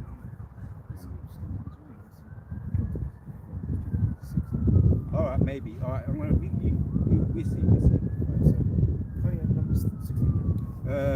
So we read up to 35. All right, 35. All right, read. Go to just to help the point. We finished it. There's another one. Numbers 26, and you can read 8. Huh. And then we're going to go to Numbers 11. Let's get into that. This book of Numbers, chapter 26, starting at verse 8. Yeah. And the sons of Palu, Eliab, and the sons of Eliab, Nemuel, and Dathan, and Abiram. Yep. This is that Dathan and Abiram, Yep. which were famous in the congregation, Yep. who strove against Moses and against Aaron in the company of They was Korah. on the hit list. They was on the hit list. They was marked. Even before they got burned up, some of them was burnt from the lasers from the chariots. The lasers from the chariots burned up 250 of them. And the others, once again, it's going to read 10. Yeah, verse when they strove against the Lord, Yeah. and the earth opened her mouth and swallowed them up together with Korah, when that company died, what time the fire devoured 250 men, they became a sign. Yeah. That's just confirmation as well. Let's get to Numbers, and we'll finish off with Numbers, and then Lord will some other documents. Numbers 11.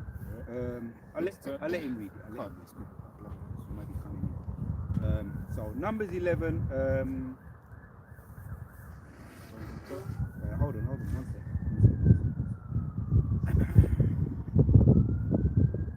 Yeah, start from the top. Yep, start from the top.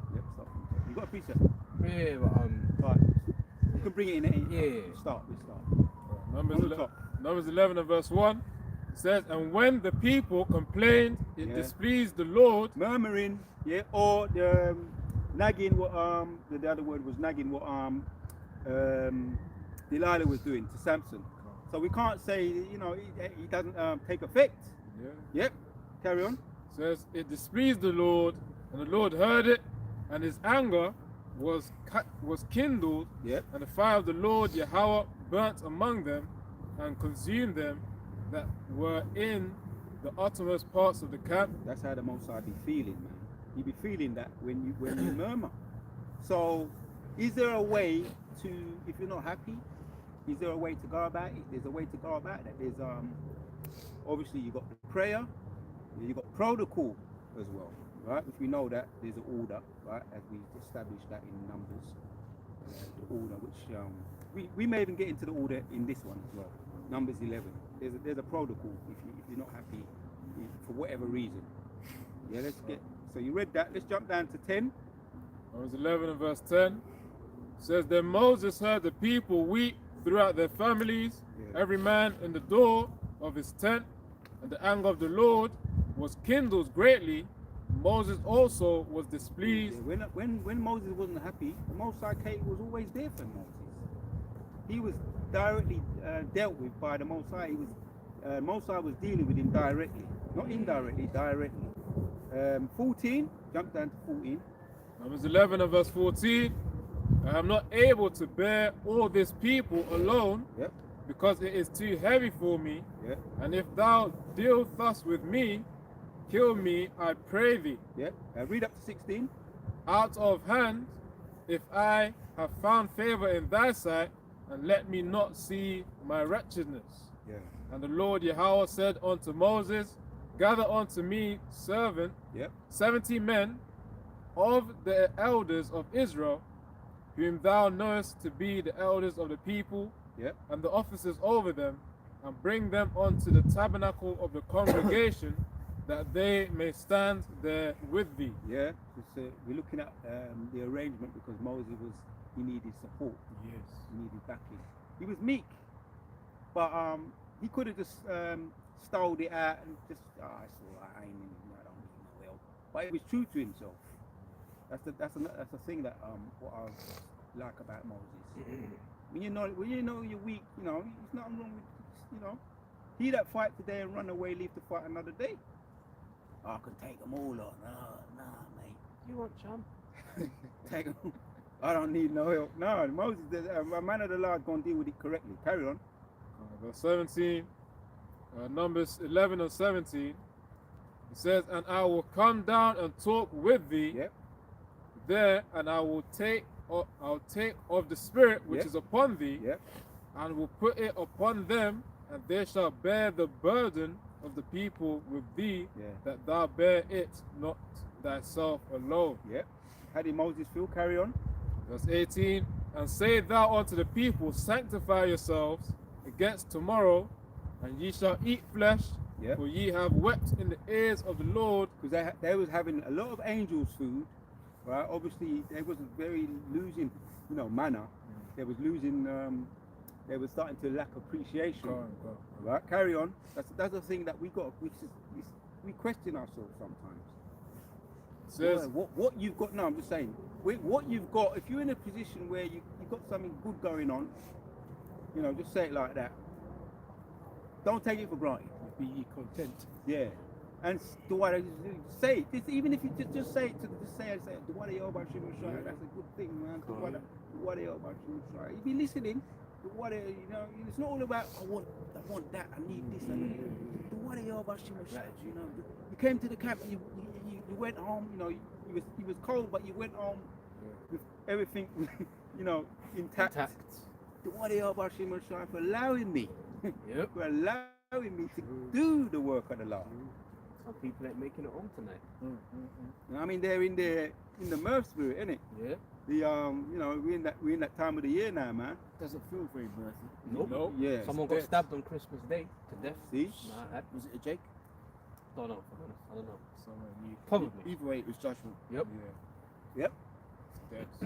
So yep. Verse 18, so Numbers 11 and 18, and say thou unto the people, sanctify yourselves against tomorrow, Yep. and ye shall eat flesh, for ye have wept in the ears of the Lord, saying, who shall give us flesh to eat? Yep.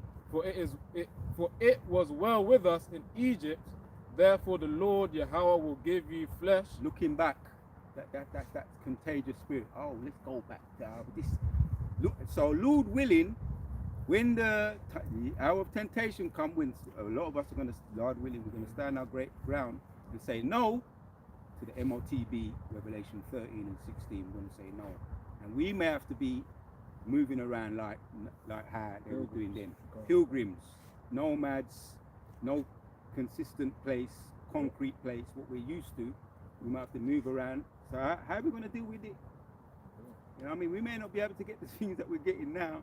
That we can go to the supermarket, get anything for the most part that you need, you want. We're gonna have to be flexible in the mind, the spirit, no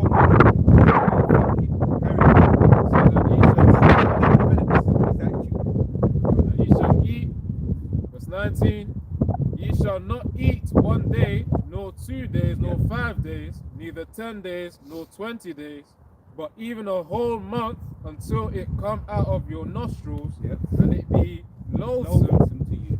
Right? Because they wanted what? What did they want? They wanted meat to eat. Carry on.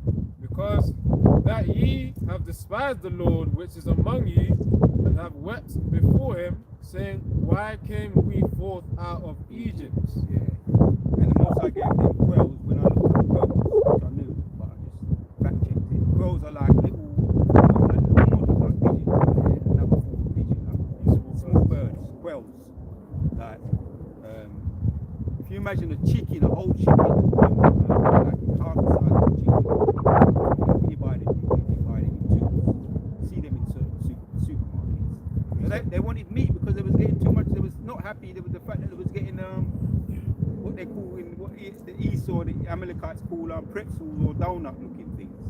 So they wanted to, they needed meat. They believed they needed meat, but everything they needed was in the the superfood. Nutritional value was heavy. But that it just shows you, man. Nothing don't change with Jake, man. That's where it goes back into that appreciation thing. We're talking about that. So that's the point there, man. I just wanted to touch on that. So be careful what you ask for. You see what happened? He said you ain't gonna eat, 1 day. Is it 5 days, 10 days? Neither 2, neither 5, neither 10. But months, yeah? But what? Let me read it again. Yeah, It read says, it again. Numbers 11 and Then you're gonna come in. Numbers 11 and 19. Ye shall not eat 1 day, nor 2 days, nor 5 days, neither 10 days, nor 20 days, but even a whole month, until it come out of your nostrils. Are you happy with that? Would you be happy with that? You're getting more than what you need. Be careful what you ask for. You might just get it. I used to hear that you know, growing up, some of them old, you know, wife tales, them old sayings. Be careful what you ask for. You might ask for, oh, I want 3 women. You're in the truth, but now you know, everything's all right. But now give me 3 women. I'm just using that. Most men don't, you know, it's normal. You want, you know, nothing wrong with having if you can do it. But them 3 women, maybe even just one of them, might get you out of the truth. Even one person just with 1 woman. It's different for everybody. But I'm just using that. Give me some money. Give me a holy. Let me win the lottery. And it's happened. I've heard elders say with some brother, it happened. He won a whole lot of money, and it led him out of the truth. So it's true. It's a true thing. This is what the Most High he was relaying it to in jest, but he made sure it had happened. When you read on, let's read. Jump down to 31. Right, so Numbers 11 and verse 31. It says, and there went forth a wind from the Lord and brought quails from the sea and let them fall by the camp. There's something going on with what I just got out of that. Most High could just send the wind and he could send you anything he could send you only for me. Quails. Just by sending a wind. So when we could, this is the good thing that I'm going to meet. Lord willing, I'll be meditating upon this. When it looks like we're in famine, literal famine, potentially what the Most High can do. As the scripture says, it says, with the Lord all things are possible. But with men, it's what?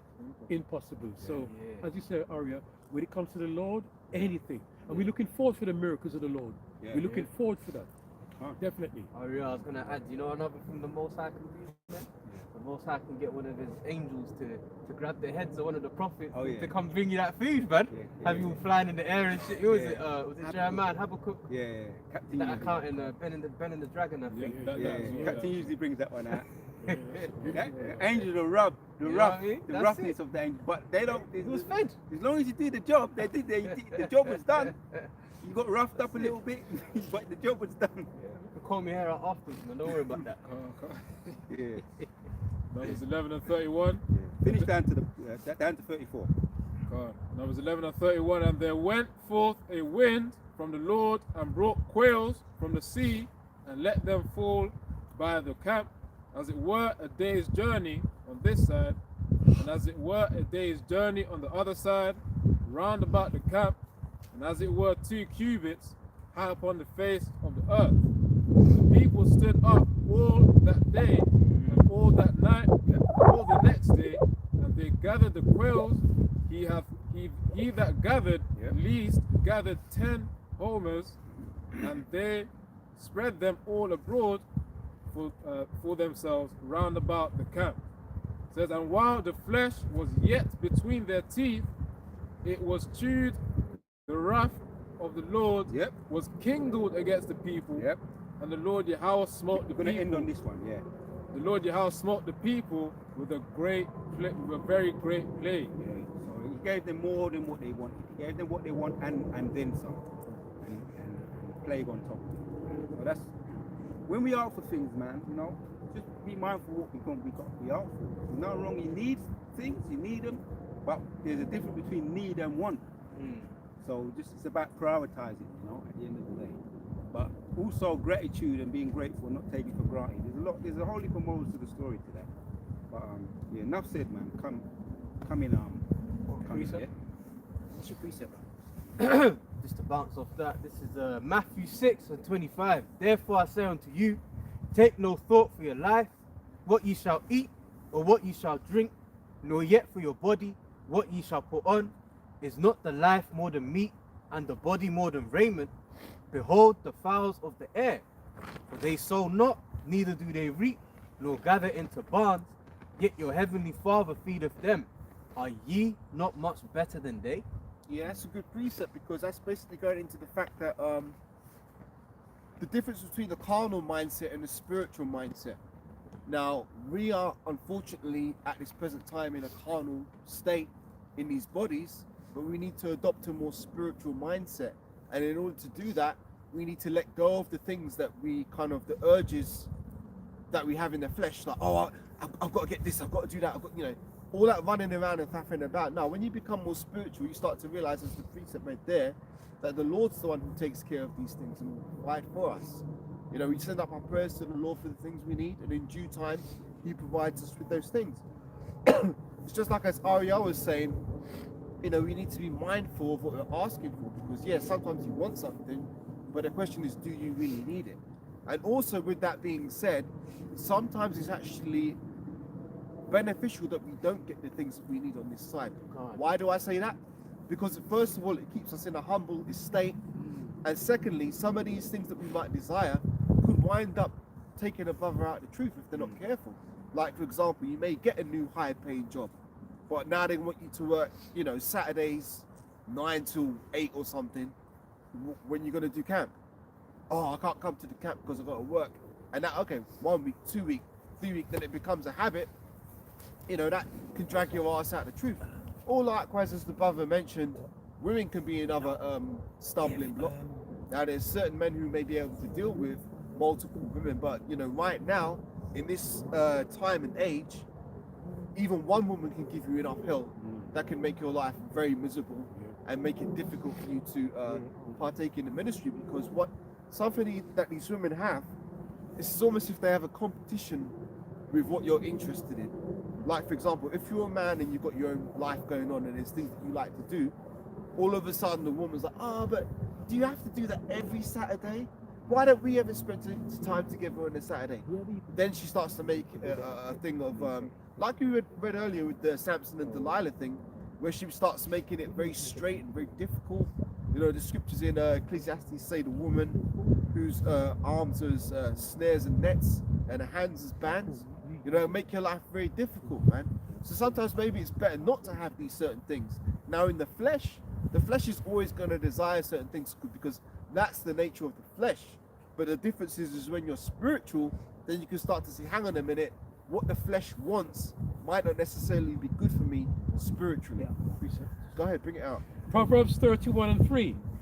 Give not thy strength unto a woman, nor thy ways to that which destroyeth kings. Now there's a lot of ways to destroy kings. In that scripture it talks about primarily women, but there are a lot of things that can destroy a king. You know, first of all, hearkening unto that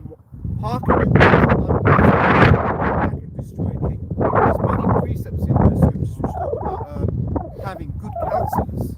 And now I'm going to change gears a little bit, kind of segueing from that point. But yeah, you've got to be careful about the company you keep, especially in this world and especially in this time.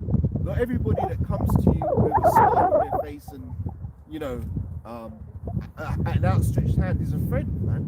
The scriptures talk about proving a friend before you accept one as a friend. And that's a very important skill to have in today's life. I want to use a quick example because I was thinking about this during the week. Something that I personally don't like is people who act as if they have a free pass to come in and come out of my life, as if somehow they're entitled to do that. I'm talking about people who I used to go to school with. I'm talking about like primary school and secondary school. And I thought about the folly of this, because I'll be honest, I hate 99% of the motherfuckers that I went to school with, man. There's only one guy who I still respect to this day, and he's not in the truth, but I believe him to be a Jake. But he's a sincere dude, and I've been friends with this guy since I was 5. That's the only guy. Everybody else, they can go jump off a cliff or I like it. But the point is that these people, if they see you, they act as if they've got a free pass to talk to you, as if they're your friend. When in the I'm going to put the reality of it in this way, right? Basically, we have to go to the public school system because that's what Esau's law mandates, right? So therefore, you're forced to sit next to certain people in a room for, 6 hours a day or however long school is, for 12 years, maybe more, 15 years maybe you're in the education system, right? And that was all forced socialization. So how the fuck, just because I was forced to sit in a room with these people, they assume that we're friends? Isn't that a weird thing to do? Like, if you was forced to go to prison, you had to sit in a cell with some guy, does that mean you automatically have to be his friend? No. You try people. Could someone get me the scriptures, please? Before I get a friend, prove him first. But that's the way that the world works in today's society. They assume that, oh yeah, we're in the same class in 95, yeah, we're mates. No, we're not mates, man, because you're of the world. Whoever's got it, bring it out, Baba Kasha. And the scriptures say friendship with the world is enmity with the Most High. Basically, the more you get involved in this truth, is the more you turn away from the life that you once had. You know, those things start to become a thing of the past. However, these people in the world, they're not really moving forward. They're not really working towards anything. See, we're forward facing and we're working towards the kingdom, whereas the people of this world, they're just trying to cling on to what little they have, and they've really got no plans for the future, because they ain't got no future, man. So let's read it. Yeah, Ecclesiasticus 6 and verse 7. If thou wouldest get a friend, prove him first, and be not hasty to credit him. For some man is a friend for his own occasion, and will not abide in the day of their trouble. And there is a friend who, being turned to enmity and strife, will discover thy reproach. Hold it there. Right, so yeah, read the first line again, Baba Kasha. And Ecclesiasticus 6 and 7. If thou wouldest get a friend, prove him first. Right, that's how the Most High deals as well. When we come to this truth, we have to be proved by the Most High. That's why he puts a lot of trials and tribulations on young brothers who come into the faith, because you can't just roll up to the Most High and be, oh yeah, all right, Most High, we're pals, yeah. No, man, you got to be proven. So that means you've got to go through certain situations. You know, that's how the Most High deals. And the more you endure these situations and, Lord willing, overcome them, then the Most High starts to open up more and more. How does the Most High open up to you? Well, first of all, by letting you understand this truth. That's part of the Most High dealing with you. And also giving you wisdom in other areas of life to be able to apply to situations, to be able to navigate situations that other people in the world might easily get caught up or tripped up on. But us who are in this faith, we should be operating on a higher level of wisdom so we can navigate these, how do you call it, these tests that we come into contact in life, right? So, bring it up, Baba Kasha. Did you have a precept there? No, I'm looking for it. That's all right. Go ahead, bring it up. Sirach 4 and 15, because just briefly before I bring out the precept, because really what we're undergoing through these different trials and tribulations that the Heavenly Father puts on us is God training. We're being made into gods, judges, rulers. Well, that's Psalms 82 and verse 6. There you go. You know, it's written, ye are gods, but ye shall die as men. That's right. Sirach 4 and 15. Whoso giveth ear unto her, and the her, by the way, is wisdom, shall judge the nations, and he that attendeth unto her shall dwell securely. Because wisdom is a feminine spirit. You know, also Sophia, right? And just like dealing with a woman in the world, you don't give her attention, she's gonna leave your ass, man. Same with wisdom. Verse 16. If a man commit himself unto her, he shall inherit her, and his generation shall hold her in possession. For at the first she will walk with him by crooked ways, and bring fear and dread upon him, and torment him with her discipline, until she may trust his soul, and try him by her laws. Then will she return the straight way unto him, and comfort him, and show him her secrets. That's right. One more verse, Papa Kasha. Okay. But if he go wrong, she will forsake him, and give him over to his own ruin. Do you want to say anything on that before I continue? You go ahead, man. You go ahead. Yeah, so that's a beautiful precept right on the point about how wisdom will try a man before she'll give herself over to him. And in a sense, you know, that's the way a woman really should be. However, the women of this world, they just, you know, throw themselves out there to any Tom, Dick and Harry with no real regard to whether the man is worthy or not. But wisdom doesn't operate like that. In order to obtain her secrets, you need to be of some caliber of character in order to attain that. Now, the interesting thing that I'm saying about this is that, look, man, we're in the middle of a field in the darkness in the middle of winter. To the people in the world, what we're doing right now seems like madness, but it's not. We're actually working towards our future. Yep. See, we're kingdom minded. Like, as I'm saying this, I'm envisioning the kingdom while I'm here. I'm not thinking about, oh, it's cold and it's Saturday and I could be out doing this or that and I'm here. No, man, I'm not thinking about that. I'm thinking about, you know what? I want to see the kingdom. I want to see how shall I come back, take these Edomites out of power, and establish the kingdom of heaven on earth. So this isn't folly to us, but to the people of the world who are right now, because it's 27th of December, they're in that so-called Christmas spirit, so-called goodwill to all men, women, and children, and all kind of shit. They're allegedly in that spirit, but they're not happy. Like on the way here, I'm looking at people. Everybody look like they just received some bad news. Like someone's just told them, "Oh, you've only got 6 weeks to live," or something like that. They look all miserable. But hang on a minute, this is supposed to be the highlight of their year. Christmas. You owe me happiness. No, they act like that. Doesn't act like that, does it? It's ridiculous. They spend all year. They spend all year hyping themselves up, looking forward to this little season of, oh, we're going to get together with the family, but it doesn't really work. Why is everybody looking so miserable and depressed? So, 1 second, let me get it. Something else I realized, right, through observing the people of the world. A lot of them talk about, oh yeah, but Christmas is for family. I want to get together with family. But you want to know what the real deal is? The real deal is this, right? A lot of people can't stand their family.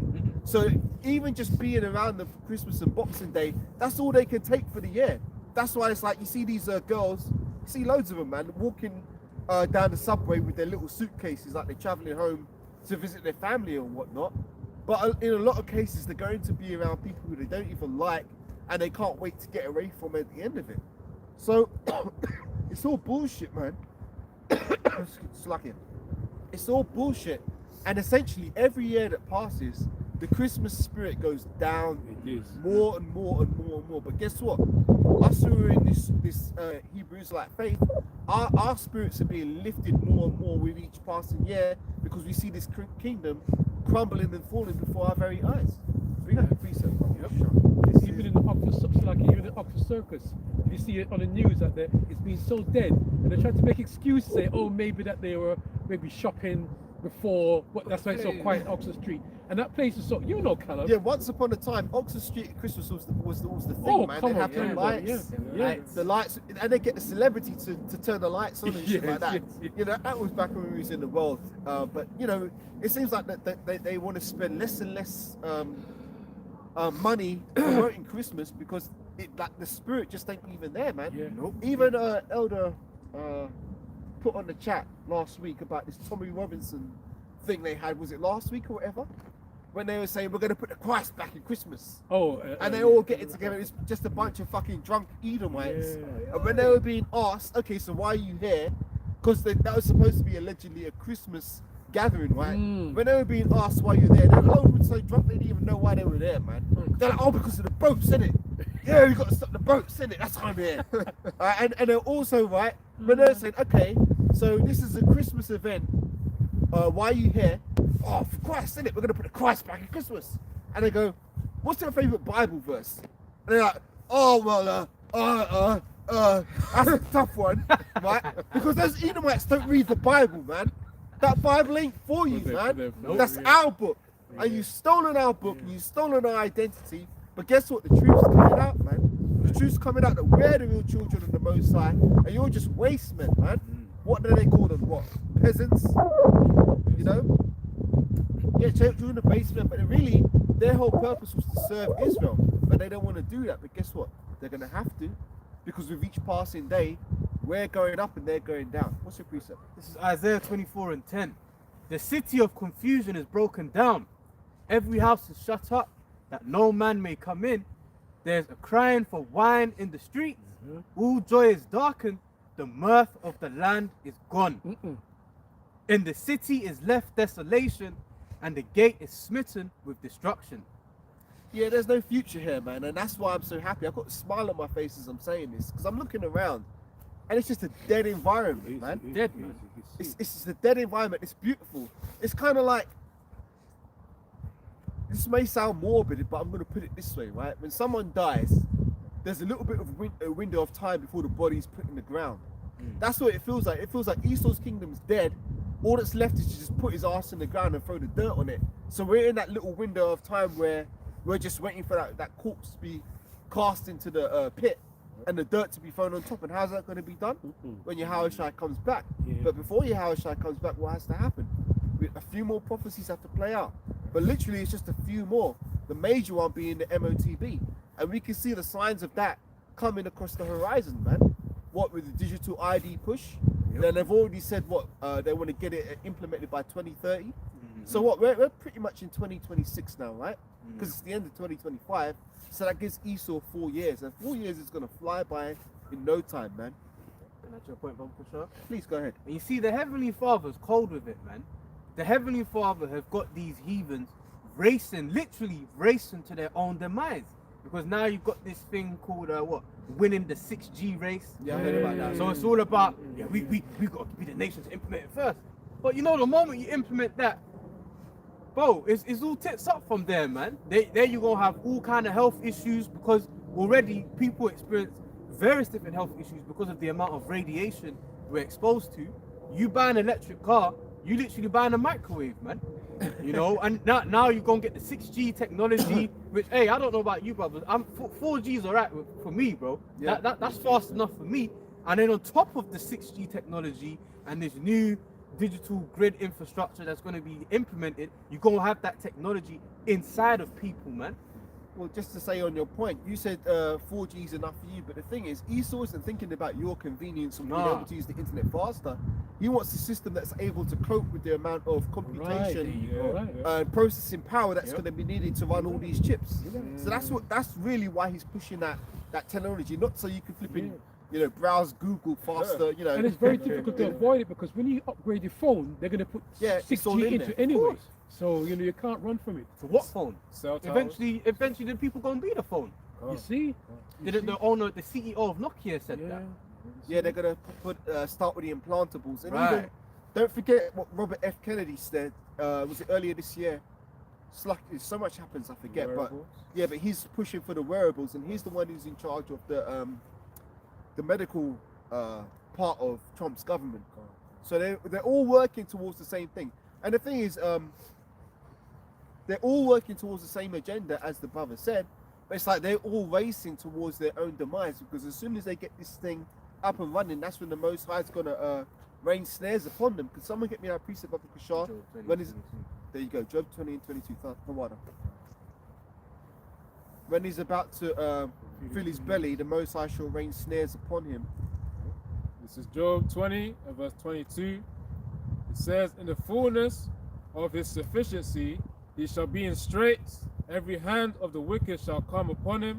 When he is about to fill his belly, the Most High shall cast the fury of his wrath upon him, and shall rain it upon him while he is eating. Yeah, and this is why, look, sometimes you just gotta be cool, man.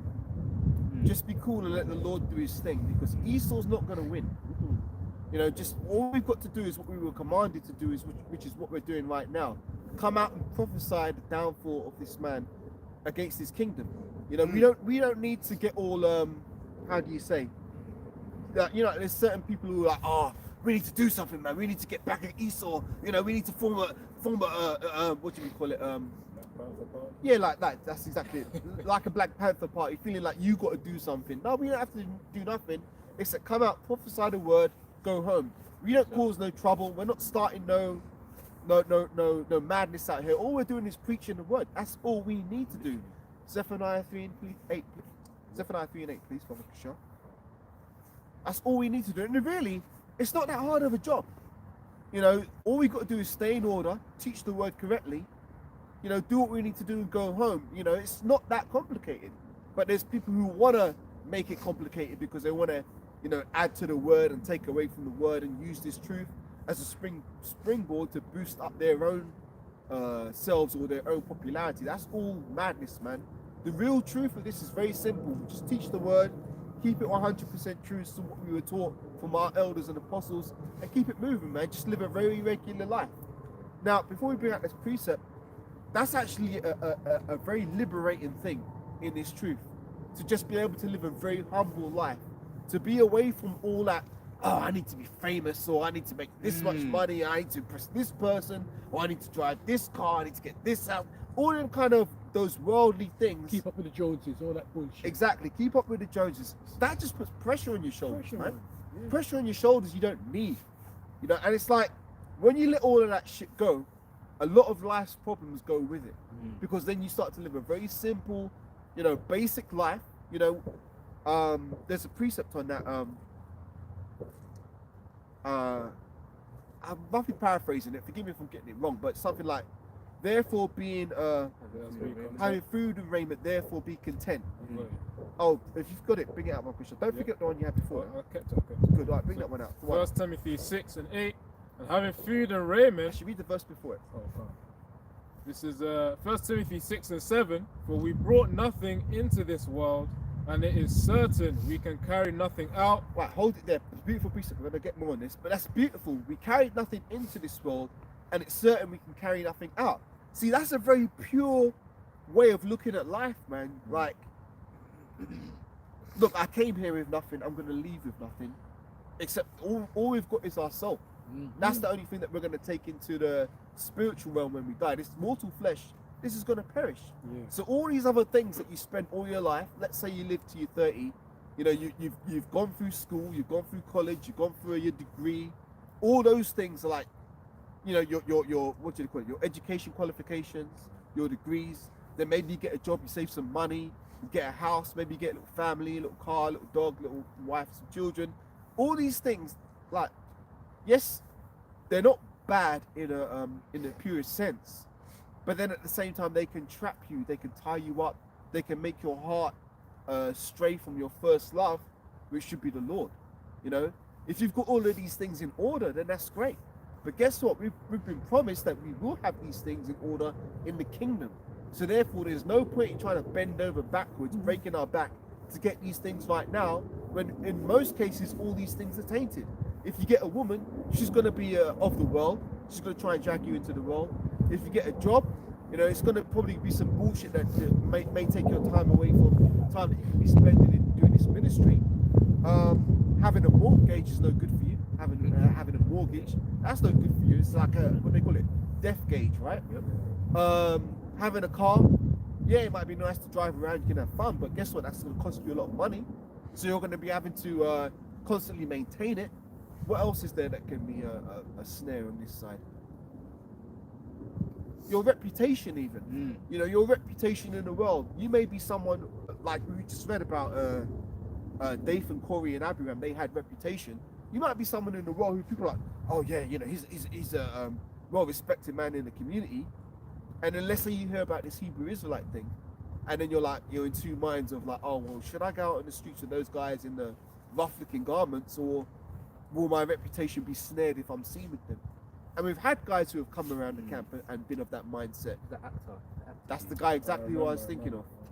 Yeah, I'll tell the story. There was one time when we was teaching, and a guy came up looking like he wanted to hear the word and was sincere about it. Well, guess what? He came back the next week begging us to take down the videos because he said his agency, that because he was an actor, his agency that does his talent scouting or promoting or whatever they call it, saw him, and basically he didn't want anything to do with this truth, because guess what? It jeopardized his future in this world. See, this is why I say letting go of the things of this world is very liberating, because you start to develop a IDGAF mentality, which stands for I don't give a fuck. You're no longer concerned with what people in the world think of you. All that matters to you is the opinion of the Heavenly Father and His Son Yahweh Shai. And once you have those two things in order, everything else falls into place. Let's continue with your precept, Baba Kusha. It's 1 Timothy 6. Starting from verse 7 says, for we brought nothing into this world, and it is certain we can carry nothing out. And having food and raiment, let us be therewith content. Yep. But is there more? Tell me if there's more. It's about those who fall into riches. Oh yeah, please put me out. Verse 9 says, but they that will be rich fall into temptation and a snare, and into many foolish and hurtful lusts, which drown men in destruction and perdition. Yes, many foolish and hurtful lusts which drown men in destruction and perdition. There's a lot of that out there, man. But being in this narrow path of the truth, it keeps you away from all that, man. And this is a very good place to be, rather than being in the world amongst all those people, man. Did you have a precept there? I got one. Go ahead. Good timing. Proverbs 11 Proverbs 11:4. Riches profit not in the day of wrath, but the righteous delivereth from death. Yeah, righteousness delivereth from death, but riches profit not in the day of wrath. See, that's another thing. You can't take your worldly savings into the kingdom with you. So you could have been someone who's, I don't know, let's say you spent 25 years in the workforce, right? And you're saving up your little pension, and you're the kind of guy that's always at work every day on time, you know, and then putting in overtime as well. Saving all that money, because someone Baba Kushar, it's like get the precept about the man who had a lot of riches, and he said, I'm going to tear them down and build a bigger barns or whatever. But the Most High required his soul that night, if you know the one I'm talking about. Tawara. Yeah, you don't know when the Most High is going to take your ass to the spiritual realm, and then all of your work will have been in vain. But guess what's not in vain? This work that we're doing right now. See, this work for the sake of Yahweh Shai in the kingdom, this is what's going to be remembered in the kingdom. This is what's going to be mentioned in high regard. Because you get Baba Kushar, 2nd Ezra 2:42, Baba Kushar as well. Yep. Yeah, this is what's going to be remembered. So what we're doing ain't in vain, man. Yes, it might not be seen by the people of the world right now because we're in a dark field and we can see the cars driving past. They're doing their thing, doing whatever they're doing. But really, we're actually, this is working towards a future that's actually going to come to pass. Their future is dead. There's nothing. They've got nothing. What was it? New Year's next week? Yeah. Get together for New Year's. In the dead of winter. Then come when that bell strikes 12 and Big Ben starts chiming, everybody's like 3. Every year it's the same shit. 3, 2, 1, and then a couple fireworks go off at Trafalgar Square or whatever. Yep. Westminster Bridge or whatever, right? And people are all happy and giddy for what? All of 10 minutes. Then it's like they're back to being miserable again. Yeah. And then come January the 1st, you walk in the streets, people are walking like their backs are broken, their heads are down. They're so fucking miserable. And you know what? I rejoice when I see that now because I'm like, yeah, man, your world's going to shit. But guess what, man? Every passing day in this truth, I get more and more exuberant and elated and joyful because I can feel this kingdom's coming, man. I can feel this kingdom's coming, man. There's so many signs. Like it's like, I'm going to rewind a bit. Like, go back 10 years maybe, and you believe that, you know, your Yahushua is going to come back and establish this, but it's still kind of far away. You can still feel it was far away. You can see a few prophecies here and there, but not like now. Now when there's, as I said, maybe 2 major prophecies left to play out, and we can see them right around the corner. It's like, man, it's like running a race. Like, what do you do? What? Let's say you're doing what? 400 meters or 800 meters, right? 400 is 1 lap around the track, right? Okay. Let's say you're doing make it 800, right? When you start the 800-meter race, you're just grinding. You're like, you're not thinking about the finish line. You're thinking about hitting a certain pace and making it through and enduring the length of the race. But when you get to that, you even see it in the athletics, and they ring that bell, like final lap. Yeah. Like you start to see the races, they pick it up, you know, and you can see they kind of got the more pep in their step. And then when they hit that final corner now, they start, you know, cutting loose and running full pelt. Yeah, that's kind of where I feel we're at in this truth now, man. Last leg. Yeah, we're coming into that last lap, man. And it's gonna go so fast. You're gonna hear that bell soon. You know what I mean? It's gonna go so fast, man. Who had a precepts? I called for 2, didn't I? Yeah. I got one. 2nd Ezra 2 and 42. Right, what did you have? The parable of the rich man is foolish. Let's get the rich man first, then we'll get this one. Thawada. This is Luke 12, starting from verse 13. And one of the company said unto him, Master, speak to my brother that he divide inheritance with me. And he said unto him, Man. No, I don't think that's the one. Well, let me skip it. There was a man that had great riches. Let me start from verse 16. Luke 12 and 16. And he spake a parable unto them, saying, The ground of a certain rich man there you go. brought forth plentifully. And he thought within himself, saying, What shall I do, because I have no room where to bestow my fruits? And he said, This will I do, I will pull down my barns and build greater, and there will I bestow all my fruits and my goods. And I will say to my soul, Soul, thou hast much goods laid up for many years. Take thine ease, eat, drink, and be merry. For the Most High said unto him, Thou fool, this night thy soul shall be required of thee.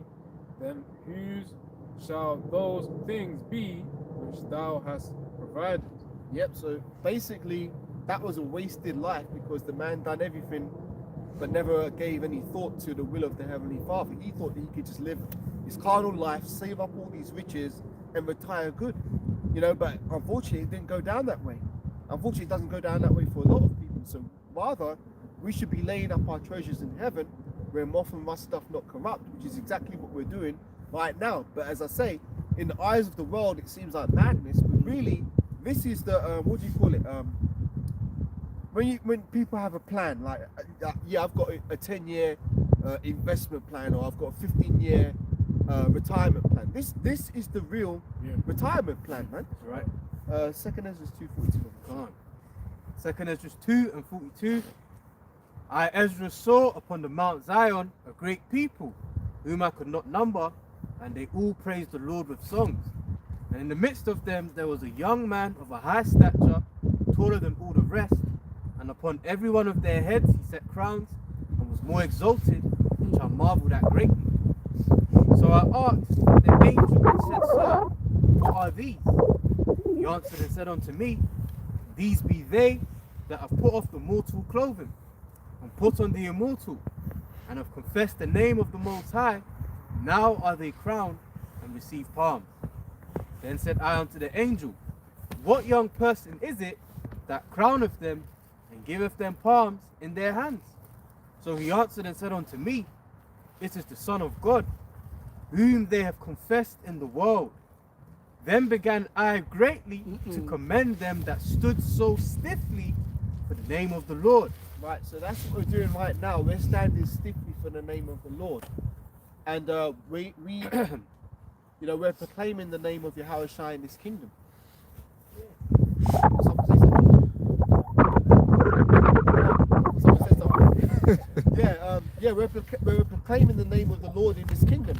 And the interesting thing about it is, excuse me, we can see the effect that this word has had on this world, man. This world ain't the same as it was in 2010. This world ain't the same as it was in 2000, you know, 1998, 1995, 1992. You know, the world has changed. Why? Because of this truth that has been brought out. The truth that has been brought out, starting with our elders and apostles, it's had an effect on this world, man, and we can see it. Another beautiful thing, a sign that we're growing nearer to the end, is when the brother Arya was speaking, he mentioned the visuals. Like some brothers do videos that are very visual. They show what the hell's going on. What did it say? Charging. Is it working? Yeah. Okay, cool. About the visuals, certain brothers do videos where they're very visual, you know, giving you images of what the kingdom may look like, right?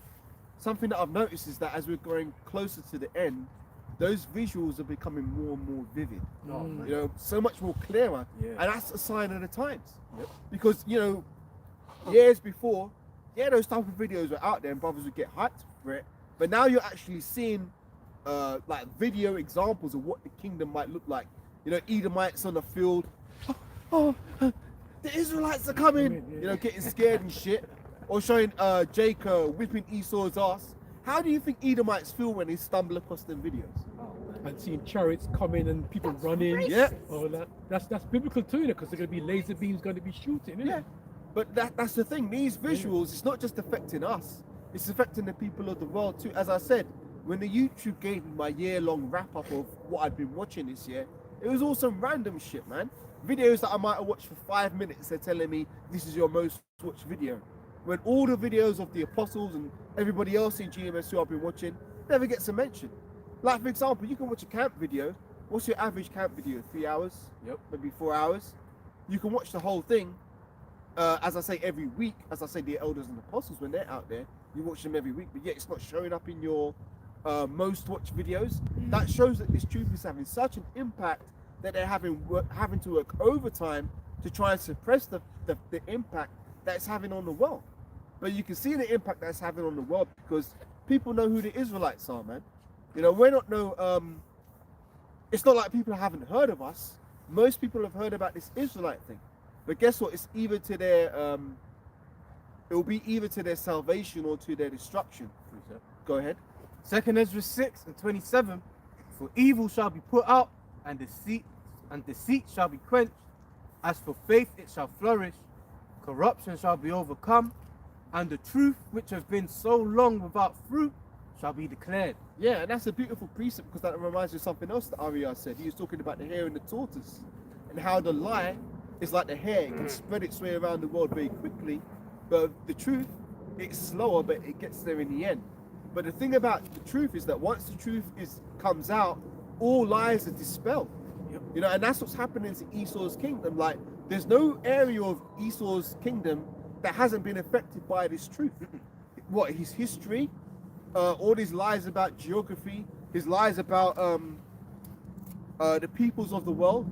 This truth has dispelled so many of those lies. So now people are hearing more of the truth. Well, this is the age. Because some of our books shall get me Daniel 12. Seal up the words to the time of the end. Many shall run to and fro, knowledge shall be increased. You're gonna get it, man. You won't get anything. I'm still lucky, man. It's just the spirit. Saying that. I know, but it's like this, he's gonna get it. Let's just hear it, man. Yeah. In its fullest. Yeah. Well, that's a good point, because the scriptures do say, blessed is he that readeth, not he that quoteth. So, good point. But this is the thing, we've thirsted after truth for so long. And when I say thirsted, I mean, really every brother has had that thirst. That's how they came to this truth, because we didn't come into this world knowing that we were Israelites. We came into this world with that spiritual amnesia, and we just thought we were so-called black people, West Indians, Nigerians, Mexicans or whatever, Colombians, Puerto Ricans, Dominicans. We thought we were those people. But there was something in our spirits that was like, nah, man, there's got to be more to this world. There's something that I'm not being told. It's like, it's like there's a how do you say it? Like when someone sells you something, right, but they're a con man, and they haven't sold you the proper thing you should be getting. Like, you're being scammed, but you can't put your finger on what it is. That's the kind of feeling I had in the world, which is what led me to seek after more truth. Eventually, that search ended with me coming to the scriptures and finding out the truth of the Bible. But for every brother, they all had that, as Morpheus says in the Matrix, that splinter in the mind that makes you question the world that you're in and the setup and everything, and it leads you to that path of the truth. So, every brother has thirsted after the truth, and the Lord, thankfully, has given us the pure waters of this truth, and now we're out here teaching it. If I could just say before the brother reads this, I will speak for myself. I'll probably speak for a lot of brothers when I say that just the treatment of our people is one of those neat, call it the neat. The splinter in your mind. Yeah, that is one of the things that causes it, is because you wonder when you see the mistreatment of our people, you wonder, why is it happening to us on such a grand scale? Why are we at the bottom of everything? I just want to put that out there. I'm sure brothers can agree. I mean, that's why Deuteronomy, the 20th chapter, resonates with a lot of brothers and resonated with us to come into this truth, because we saw our treatment was written in there. Mm-hmm. Shall I start from 1? Let me start from 1. Shall I start from 1, brother, yeah? Daniel 12:1. And at that time shall Michael stand up, the great prince, which standeth for the children of thy people. And there shall be a time of trouble, such as never was since there was a nation, even to that same time. And at that time thy people shall be delivered, every one that shall be found written in the book. Jump down to the point, Baba Kashai. Go to the book, yeah, okay. So, 4th verse. The 4th verse, yeah? Okay then. Daniel 12:4. But thou, O Daniel, shut up the words and seal the book, even to the time of the end. Many shall run to and fro, and knowledge shall be increased. Right, so that's the time we're in. The book was sealed. The understanding was sealed for a certain portion of time, but at the time of the end, the seals will be loosened, and we know that for those seals to be loosened, what had to happen? Yahushua had to be crucified to be worthy to go up and take the book out of the Most High's hand and to loose those seals. So now that those seals have been loosed, we've got the understanding of that book. and we're in the time of the end when knowledge has indeed been increased. I want to build on something that you said, number one, about the injustices that, like, why is it happening to our people all the time? You know, that question, yeah, that was one of the major questions. Like, yeah, why are we always catching so much hell? Why are we always like the last hired and the first fired? Why are we always at the bottom of society in every situation? Well, guess what? Oh, and Slack, why does everyone hate us? Yeah, That's a major thing. Everybody hates us. It doesn't matter where you go. As a Jake, you're hated. And that's just not just by the Edomites, but all the other nations. yep. All the other nations always seem to have a problem with Jake, be it the Moabite, the Ammonite. It's not just the so-called white man. They've all got some sort of problem with Jake, right? Why is that? Well, guess what? The answers are found in the scriptures. When you, we'll get in a second. When you read in Deuteronomy 28, it gives you those answers. It tells you about the curses that we'd be under and how we would have no rest for the soles of our feet, and that we go to our enemies for the want of all things. When you start to see these scriptures, and then you look around your neighborhood, you're seeing the you know, the Elamite man selling the hair, the weave to the Israelite woman, and you see all these other shops setting up in your area, but yet Jake shops, whenever they open up, what, 2 months max, 3 months maybe, and then they're closed and boarded up again. You start to see these curses are real, man. And once you start to realize, yeah, this is real, then the truth really opens up to you, and then you really start to understand the way the world is and why things are the way they are. Bring out your piece of Just one, go ahead. You said something about the hair shops, right? And you can tell that that's a proper curse, man, because them hair shops treat our people, our women especially, like shit, man. They go in there, they spend their money, but when they're spending their money, they're getting followed around the store. Now, I'm not going to lie and act like some of our women are up in the shop's teeth and that, because they do. But the majority of them aren't doing that. They just, you know, but you can tell it's a curse because after all of that, they're still going into the shops, spending that money on shit for people that don't even like them. Yep. For an industry that you can't even enter into because they've cornered the market. So now if you want to enter into that business, now you're going to have to try and buy the same things that they're buying for double, triple the price. Yeah. So you can't do it, you can't work. Business can't work. And that's just going back to the curses, man. That's a good point, because those supply chains, they're not going to sell to you for the same price as they sell to Mr. Elam, or in America it would be the Koreans, wouldn't it? And it's not just in that industry with the hair, it's with the food as well. Like when you want to get your West Indian food, what, like your hardo bread or your plantains and stuff, who do you have to buy from? Again, over here it's Mr. Elam. Plantains. You said it right, Collab. You said it right. I can't believe what I'm hearing. You say plantain, right? I can't believe what I'm hearing. No, he said it right. Yeah, that's all right. But yeah, you want to buy your own food, and they jack up the prices as well, especially around Easter time, because around Easter time, a lot of Jake want to buy their West Indian food to cook up at that time, and they know it. You see them putting up the prices on the ackee and shit, man. £10 for a tin of ackee. That is ridiculous. £10 for a That is tin of ackee. ridiculous now. And it's not even proper. And it's the Elamites that are owning that shit. And there's another one as well. My mum told me about this a while back. I can't remember what brand. Is it Tropical Sun? Yeah, that's Elamite, man. Yeah, they're That's Elamites, but they're trying to masquerade as if they're actually real Jamaican, like Dunn's River or Gracie Just or. read the mind. That's the spirit. I was going to say that too. You got Yeah. something? No, the same thing we said. There's even the KA drink. They even said, and then I read the back of it, and it says that it was distributed through. It looked like it was Caribbean, but it's not really from the Caribbean. Yeah. You know what I mean? Or even manufacturers of the Caribbean. It wasn't. It was the actual Elam or whoever Edomite bottling it up and whatever. You know, it's all you know, false. Yeah, it's sad, man. Really, we should be able to produce our own products to sell to our own people. Yeah. Now, the very fact that we can't do that is just simply proof that the scriptures are real. Yeah. Because what this is all about, man, is that in order to be involved in this truth on any level, it takes faith, obviously, because the scriptures say without faith it's impossible to please him. Yeah. But the point of the matter is that what the Christians don't do is they put the Bible here, and then they sit in the church here, and they don't connect the Bible with their actual life. They think that, oh well, the Bible's just about guys walking around the desert in sandals and riding camels, and that's it. An offering. And tithes and offerings, and that's in the past, and we're in the future.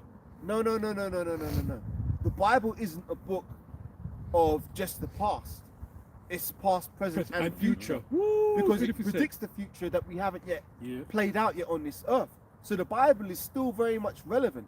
And what these, I'll just call them straight up Christians. What they don't do is they don't connect the scriptures with their current event, their current life. There's a disconnect. In order for you to have any success in this truth, you've got to bring the Bible into your life and live out the scriptures. Play out the precepts in your life circumstances. That's when it's really going to come alive to you, because the Bible is a living book. Did you say you had a precept? Yep. Go ahead. 2 Ezra 6:57. And now, O Lord, behold, these heathen, which have ever been reputed as nothing, have begun to be lords over us and to devour us. But we, thy people, whom thou hast called thy firstborn, thy only begotten, and thy fervent lover, are given into their hands. If the world now be made for our sakes, why do we not possess an inheritance with the world? How long shall this endure? Yeah, why do we not possess an inheritance with the world? That's again one of the harsh realities we had to wake up to. We ain't got no future in this side. And then I talked about it before, but you could go out and work, 6 days a week, 35 hours, doing overtime, all this kind of shit for 25 years, and at the end of the day, what are you gonna get? Yeah. So some little pension Yeah. that you'll barely be able to live off. Drop dead before you get it. Yeah, and if you're lucky enough to live that long, man, there's no future in living life the way Esau prescribed to us. That whole thing when you're a child, you go to school, oh yeah, study hard and get good grades, you get a good job, all that bullshit, man. You could be very smart. There's a lot of very intelligent people out here right now, but guess what? The job market is absolute shit. And AI has destroyed huge swaths of the job market. A lot of jobs where people would once have a future in, now you've got AI able to do that shit in minutes. So, and that's all by design as well, because guess what? Esau wants to cull the population. So he doesn't want a massive workforce. Yeah. He just wants a few 500 Useful million. people. It's about useful people. The less useful people there are, they want enough people that are useful enough to continue, the infrastructure that they're building with this MOTB. That's the bottom line for them, is the MOTB. That's their end game. Yep. That's their end goal. And I just wanted to touch on something. There's a transferable, man. We're really talking about a transferable now, because we're under these curses, man. But sooner or later, the curses are going to flip onto the Edomites. And if you could, someone get was it Genesis 27 when the blessings, man, when the blessings were handed out, 27, right? Yep.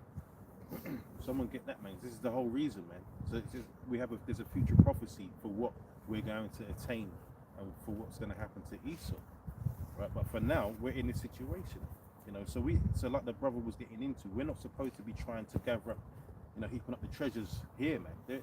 We're made to rule in righteousness. That's what we're really made for. We're not even meant to work. Yep. How about that?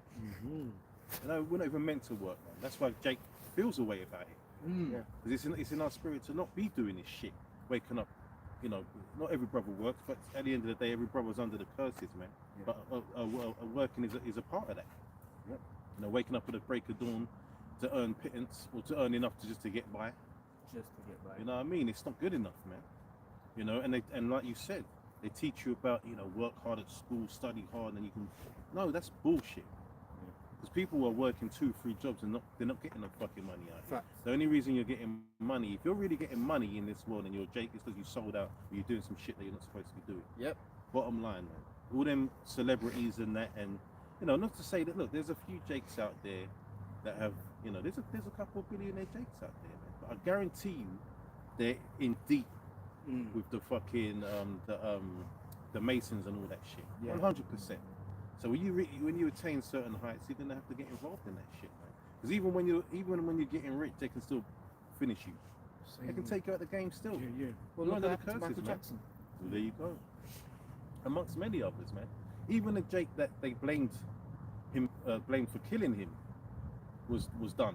He was done over. He was done over as well, man. They set him. They set that nigga up, man. Yeah, we really got. Genesis,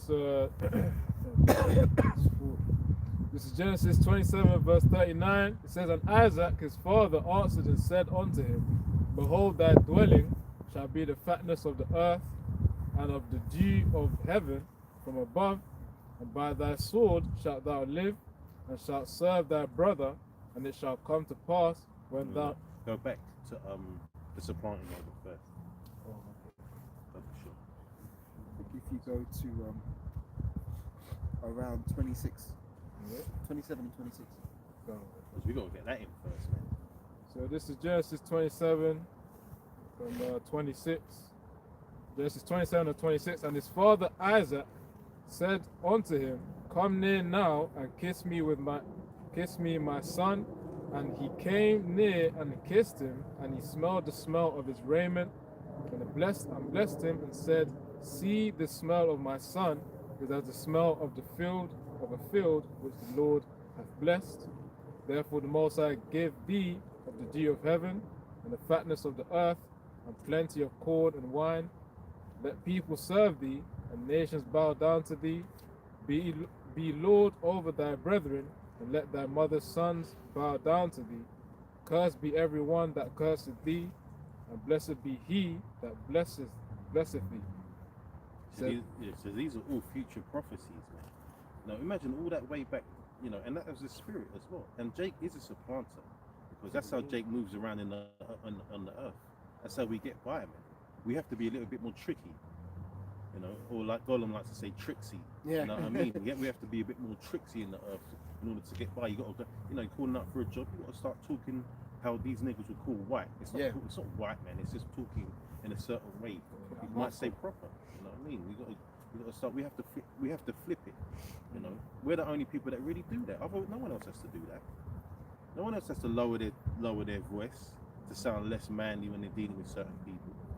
You know what I mean? Just because we're masculine. Like that. Yeah, exactly. Start They talking can't for your handle it. nose. So we have to supplant. Go to verse 28. Sorry. No, I just remember something. Can I say something, Shalakio? I remember one time I went to a staff party, right? And I loved, back in the years ago, and I love dancing, yeah? And I didn't want to get up to dance because they didn't want to offend them. You know what I'm saying, brother? Because I showed them up. You see what I'm saying? That's how fucking bad it They'll is. be leaning up Yeah, against watching you They and don't see envying cut in the the market, Monday morning. Right? Shirley looking your way. It's funny, it's like your brother. No, that's- Just remember, that's how you have to downplaying yourself in his kingdom. But those are little Yeah. minor aggressions, man. Yeah. That you have to put up with. You have to watch how you even show. You have to Yeah, lower yeah, your Tone it standards, down, tone man. yourself down, because Yeah. these assholes can't handle us. Genesis 28, 27 and verse 28 says, Therefore the Most High give thee of the dew of heaven, and the fatness of the earth, and plenty of corn and wine. Let people serve thee, and the nations bow down to thee. Be Lord over thy brethren, and let thy mother's sons bow down to thee. Cursed be every one that curseth thee, and blessed be he that blesseth thee. Says verse 30, And it came to pass, as soon as Isaac had made an end of blessing Jacob, and Jacob was yet scarce gone out from the presence of Isaac his father, that Esau his brother came in from his hunting, and he also had made savory meat, and brought it unto his father, and said unto his father, Let my father arise and eat his son's venison, that thy soul may bless me. And Isaac his father said unto him, Who art thou? And he said, I am thy son, thy firstborn Esau. And Isaac trembled very exceedingly, and said, Where is he that hath taken venison and brought it to me? Because in his mind, right, he was meant to give that portion to Esau, right? Right. So he's thinking, fucked up. But little did he know that this is the Lord's plan, because what? His mother was Rebecca told Jacob what to do. She said, what? I will take the land. It'll be on her head, man. So that was the spirit on her. Continue.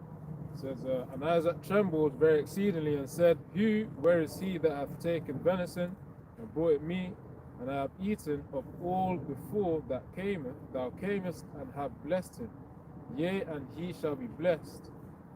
And when Esau heard the words of his father, he cried with a great and exceeding bitter cry, and said unto his father, Bless me, even me also. O my father? And he said, Thy brother came with subtlety and hath taken away thy blessing. And he said, Is not he rightly named Jacob? For he hath supplanted me these 2 times. He took away my birthright, and behold, now he hath taken away my blessing. And he said, Hast thou not reserved a blessing for me? Let's get to that blessing, man.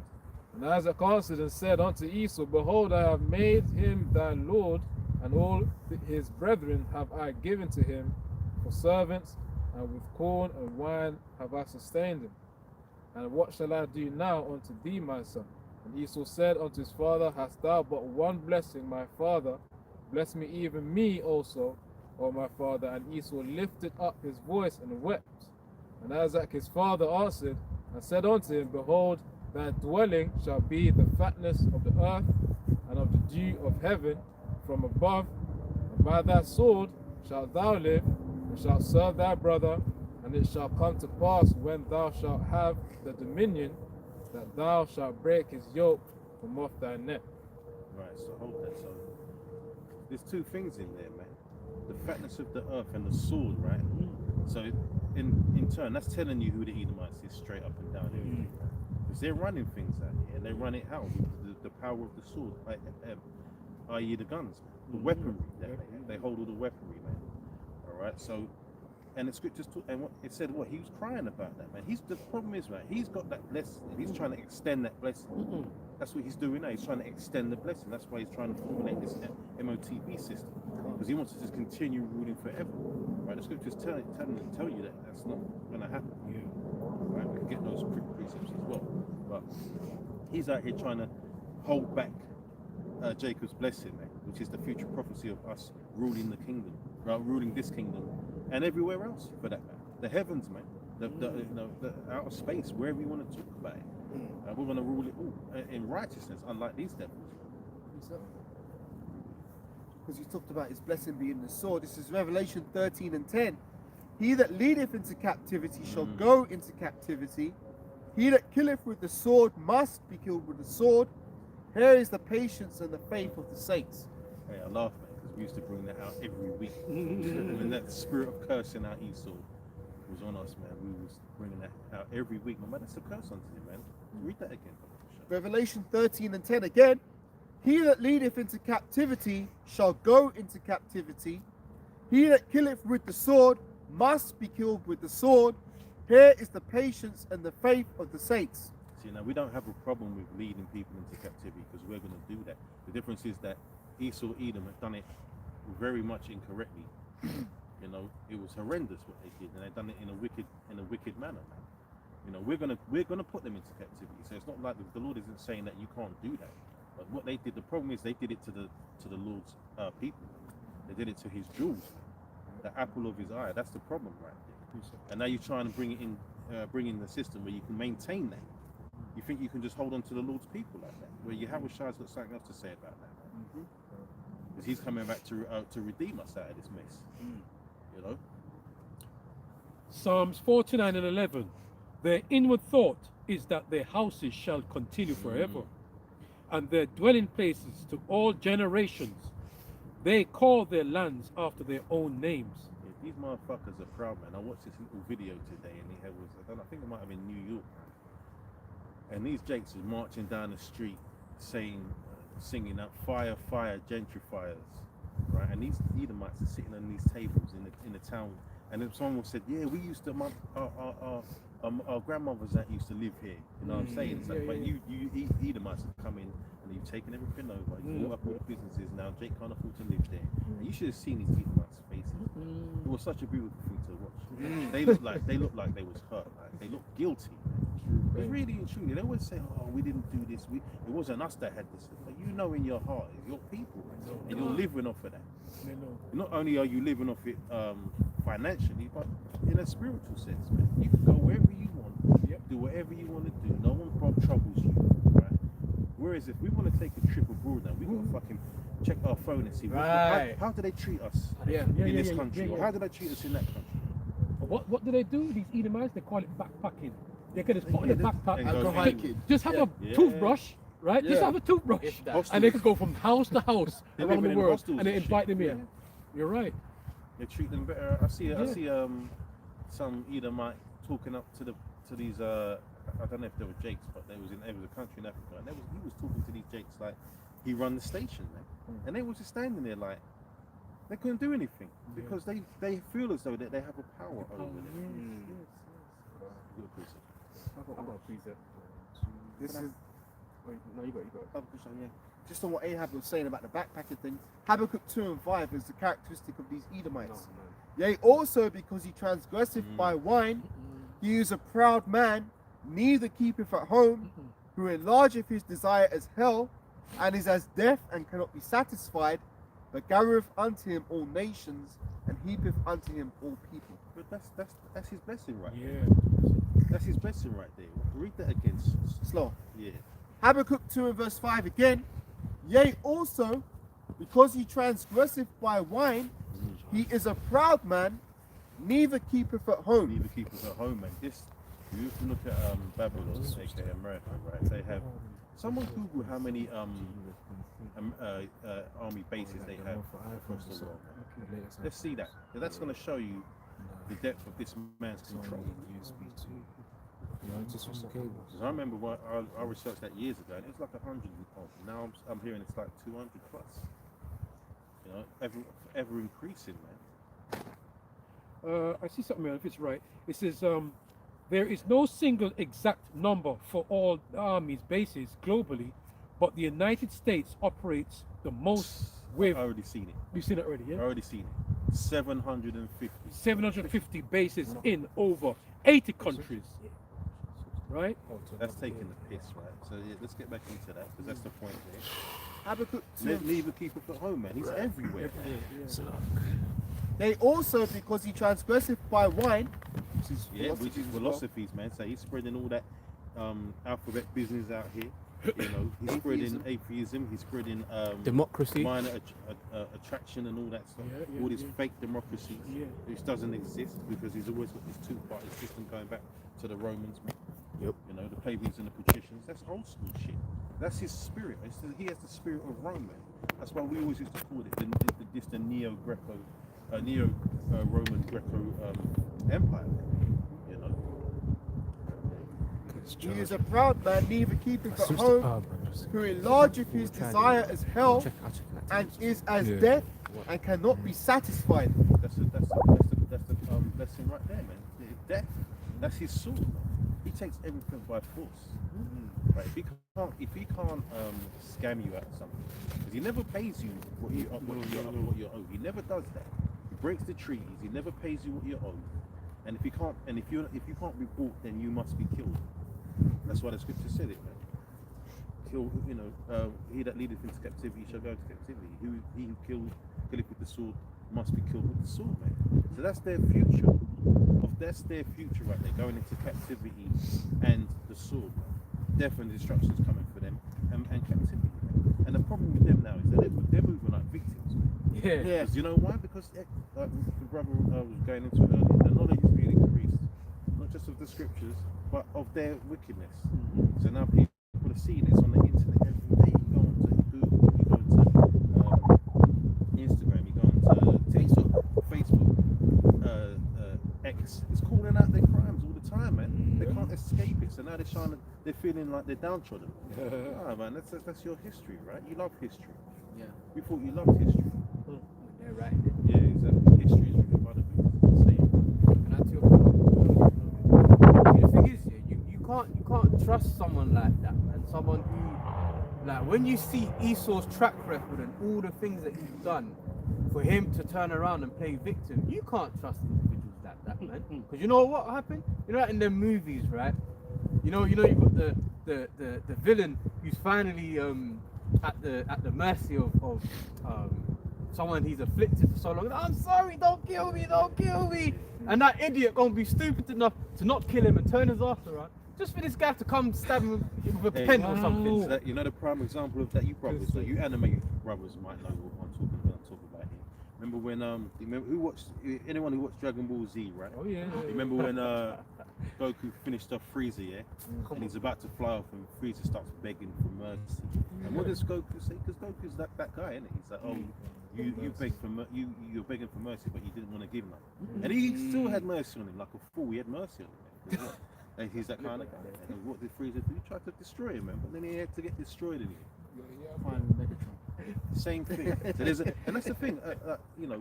Art imitates life, and vice versa. So at the end of the day, and that's what this devil talks about him crouching, man. Get that scripture. There we go, crouching.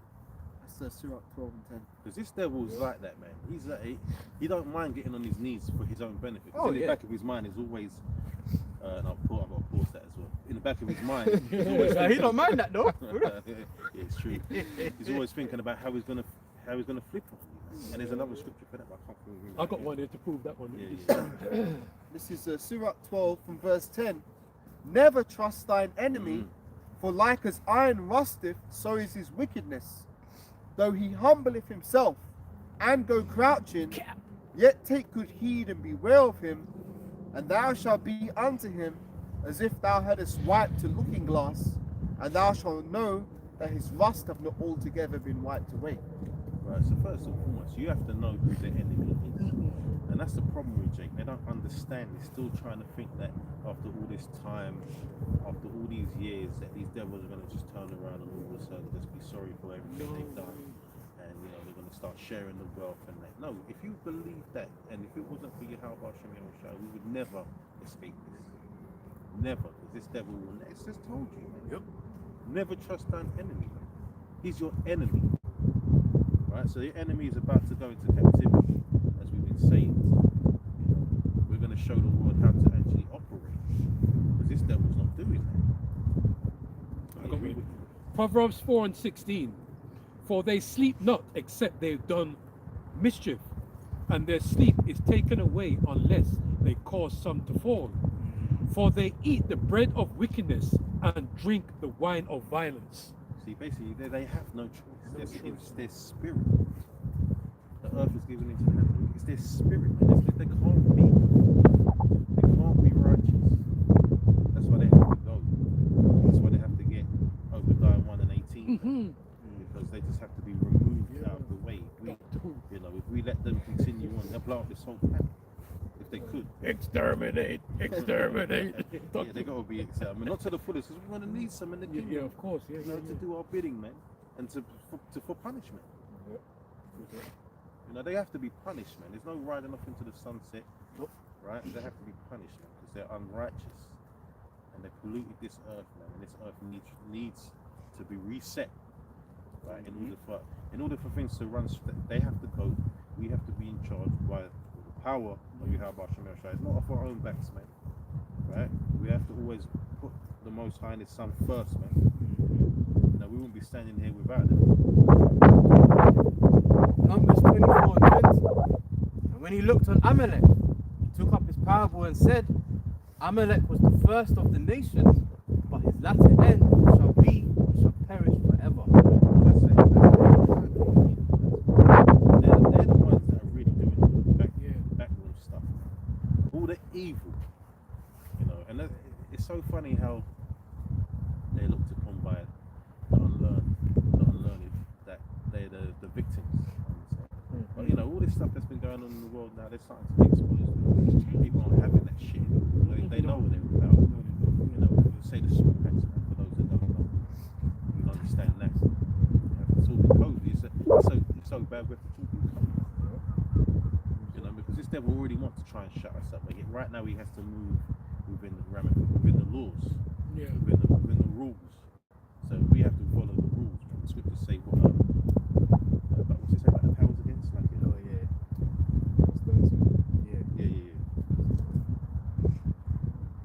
Be subject unto the powers, man. Just say. Don't think it, man. But listen, there's going to be a transferal, man. Someone get Ezra's, second Ezra. There have to be a transferal, man. And that is why these devils are falling apart. They're falling apart because they feel that their end is come. Because it comes from the lower level Edomites. They can feel a shift in power. That's why they're screaming victims all the time, man. You know, it's okay to be white. That's what they're saying. Imagine how they're saying that. Like, when have you ever worried about being white? Come on, let's be real. You know, when have you ever felt guilty about whatever you do? You don't have that in you. If you did, you would have done all the shit that you've done. There's pictures of you people, you know, with pictures of us burning or hanging from bridges or trees, man, and you're skinning your teeth. Yep. Now that's your levels, man. Having your children out there. Having your bringing children their out teeth. there. It goes to show you from the top to the bottom, from the old to the young, man. You're all the same.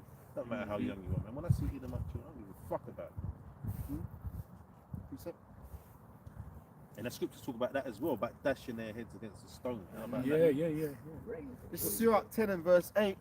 Because of unrighteous dealings, injuries, and riches got by deceit, the kingdom is translated from one people to another. Right.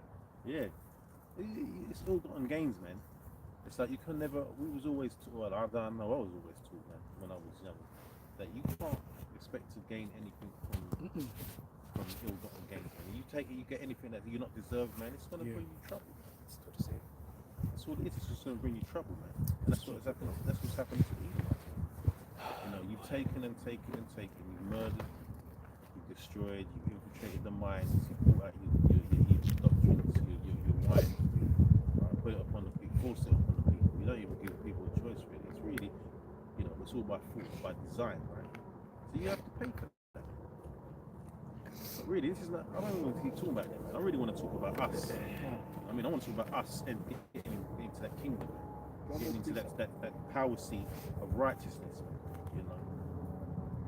You know, having our children come up right, and have our women dealing up with us properly and us dealing with them properly, you know. Just having no problems, man. That's what it's really about. All in righteousness, man. Precept, hopefully segueing to the topic you want. 2 Ezra 6 and 7. Then answered I and said, what shall be the parting asunder of the times?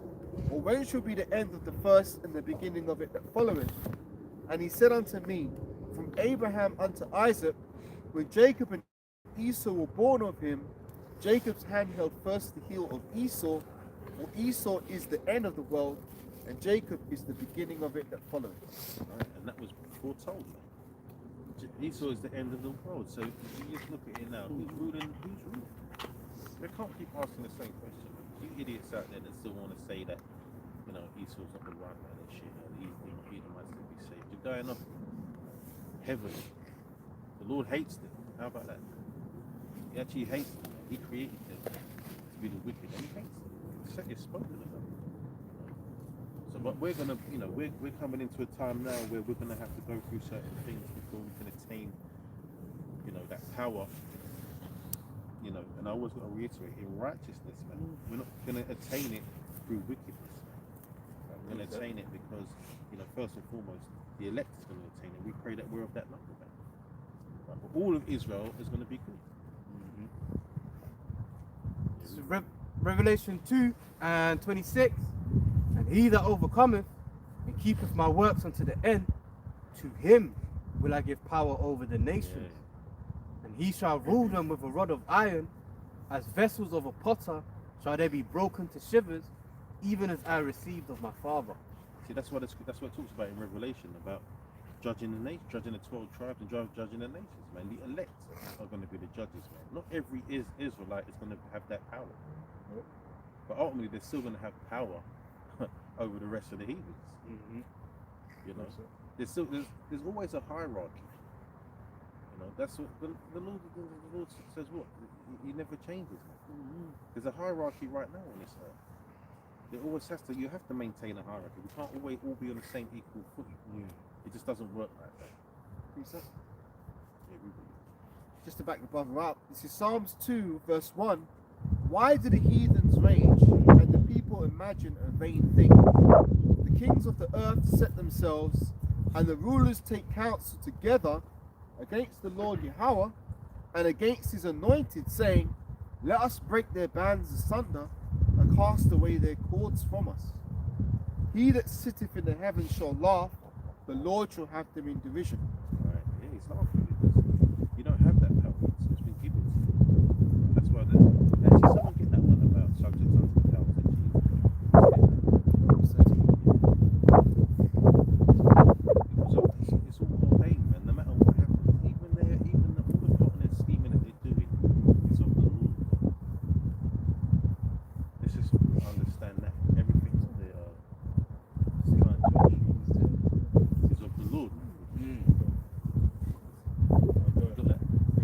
Romans 13:1 says, "Let every soul be subject unto the higher powers, for there is no power but of the Most High. The powers that be are ordained of the Most High." The powers that be are ordained of the Most High. Meaning that really he's just tricking them. That's why he said we'll laugh at them. He'll be laughing at them because there's no way that they're going to, the scriptures say he's appointed to bounds that they cannot pass. There's only got a certain amount of time before we take over. And if that Edomites watching these videos, they're laughing, thinking, "Oh, you niggas are never gonna." The hard art, by the way, you niggas are never gonna take over anything. You're never gonna be anything. We're always gonna be in charge. They're proud about that. They don't understand. We're spiritual beings. If we're standing out here doing this in the middle of a park, freezing cold, we 10 years ago, none of us knew each other, but we're all here standing, singing the same song. Now, you know what I'm saying? It's a spiritual thing. There's brothers all over the world doing this. I'm talking about GMS. I don't give a shit about these other camps, to be honest. To hell with the Yeah, man, affiliates. fuck all of that because they're not singing the same song as us. They want to try and shit. Anyway, remix. Forget them. Wisdom of Solomon 5:1.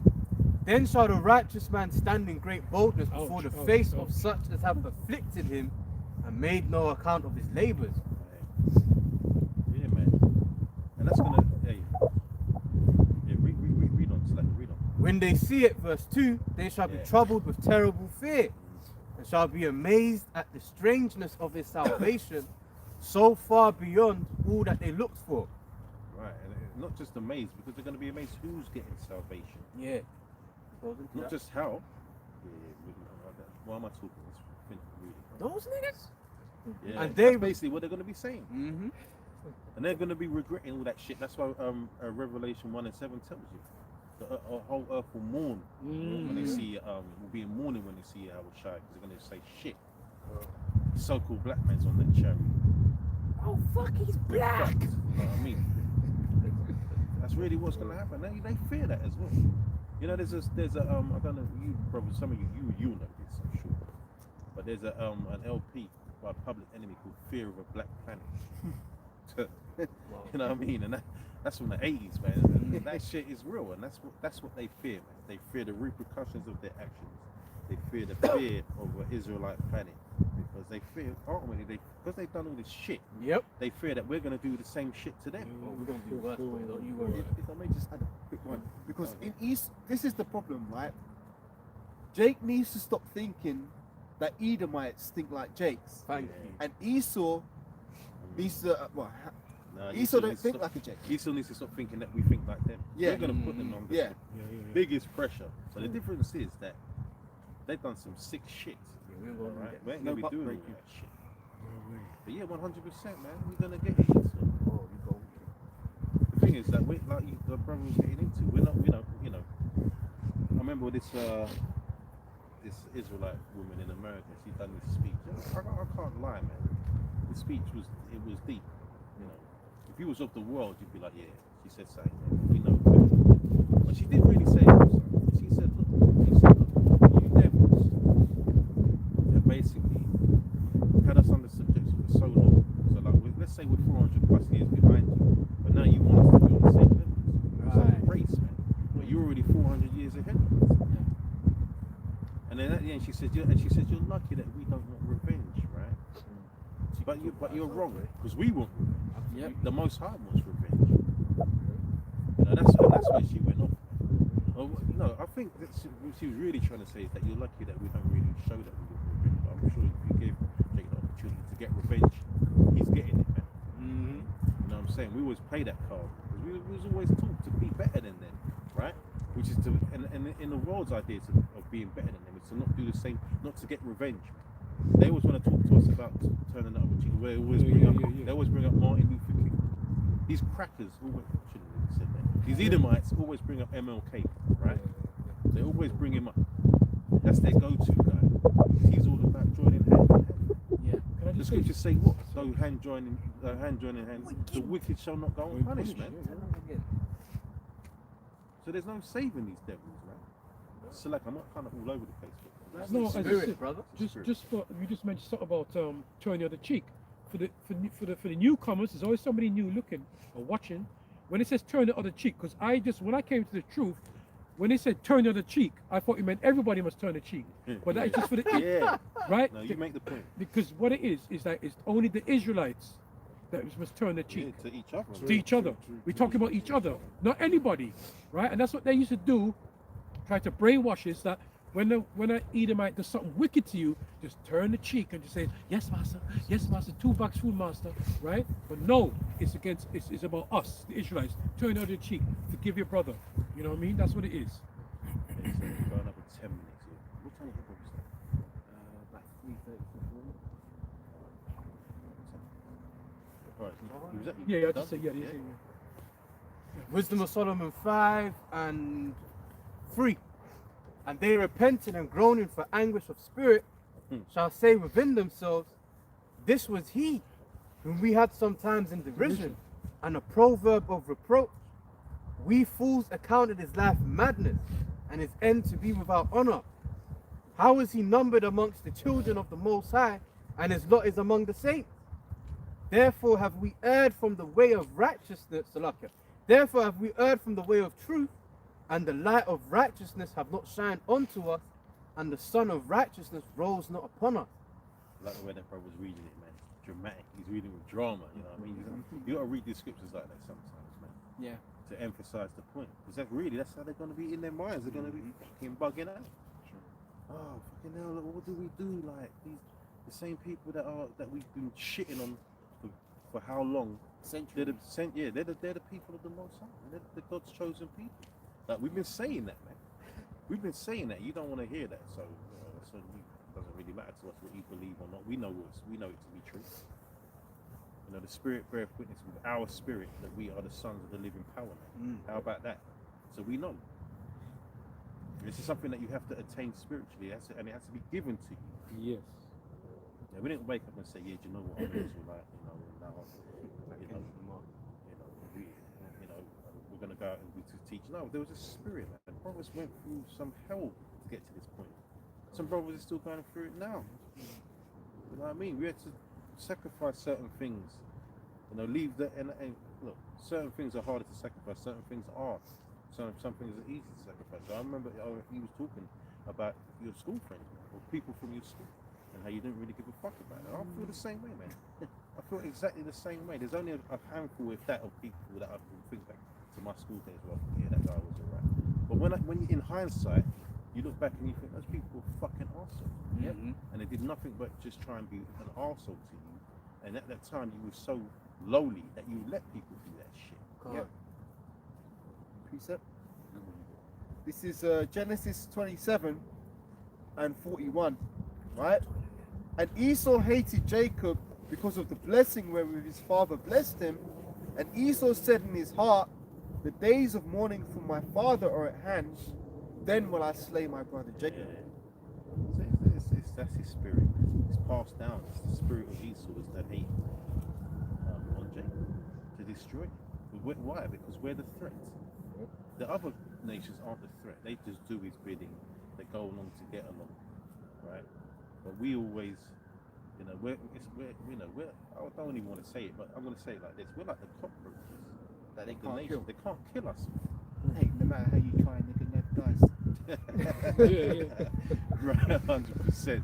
That's great. You know what I mean? So you can't get rid of us, man. We multiply. Like the scriptures say, the Lord told us to go forth and multiply for a reason. First off, that's how you build your nation. But secondly, you can't destroy that. Yep. And the Egyptians found that out the hard way. Right, and it says we are the seer. Because they peaked it. It's like, fucking hell, these people just expanding, keep growing and growing. We got to sort this out, man. Otherwise they're going to fucking take over. But that wasn't the time to take over. As you said, we like cockroaches, there's a scripture that says, fear not no little worm. It is the greatest pleasure for the Lord to give you the kingdom. And when you think about a worm, we could be stepping on worms right now, right? That's how we feel at the low estate, and we can't do anything about it. You know what I mean? Your foot is trod. Yeah, but there's a saying in the world about the worm has turned, right? Because it's like the worm turning on the bird that's about to feed it. Because the bird has more power, right? But really and truly, we are the worm. The Lord says we are a worm. You know? Yeah, Jacob that worm. So that worm is about to turn, man. And the scripture says meant to make a point that, you know, the Lord says, "What we are of the sand of the sea, man. We can't be counted, man." Yep. Right. So we're the biggest threat to this kingdom. You know what's beautiful about that precept about the sand of the sea can't be numbered? Tell an Edomite scientist to get 1 teaspoonful Yes. of sand off the beach and count the grains in that. He couldn't even count the grains in a teaspoonful, let alone the whole beach. But the part of Esau, he would try would to attempt try, to yeah, try yeah. it though, you know. Yeah, that's stressful. You Just get the biggest telescope and try and look down at it. That would be stressful. Yeah. You know, but yeah, man, it's all played out, man. It's all played out for us to achieve the highest attainment, which is, you know, the defeat of our enemy in the kingdom. Because it's a big thing, man. You know, we bang on about Esau a lot because he's put us under so much pressure, man. He's wicked, and we want to see him gone. We had enough of this arsehole, man. Yeah, we want peace. We just want some peace. Yeah, tranquility. We want some peace. We want to just live properly, not breathe. You know, not have this pressure in this earth and the shit food, the shit water, the shit surroundings and environment, the shit people around us, the lack of power, you know, the lack of strength. You know, we don't have strength in our hands, man. Yeah, there might be some brolic brothers and that, but that means nothing. You know, we can't do anything with that. Let's just get a couple more precepts, man. Can I say one more thing on this precept, Abusha? This precept I brought out, which is Genesis 27 and verse get it again. 27:41. And Esau hated Jacob because of the blessing wherewith his father blessed him. And Esau said in his heart, the days of mourning for my father are at hand, then will I slay my brother Jacob. Right?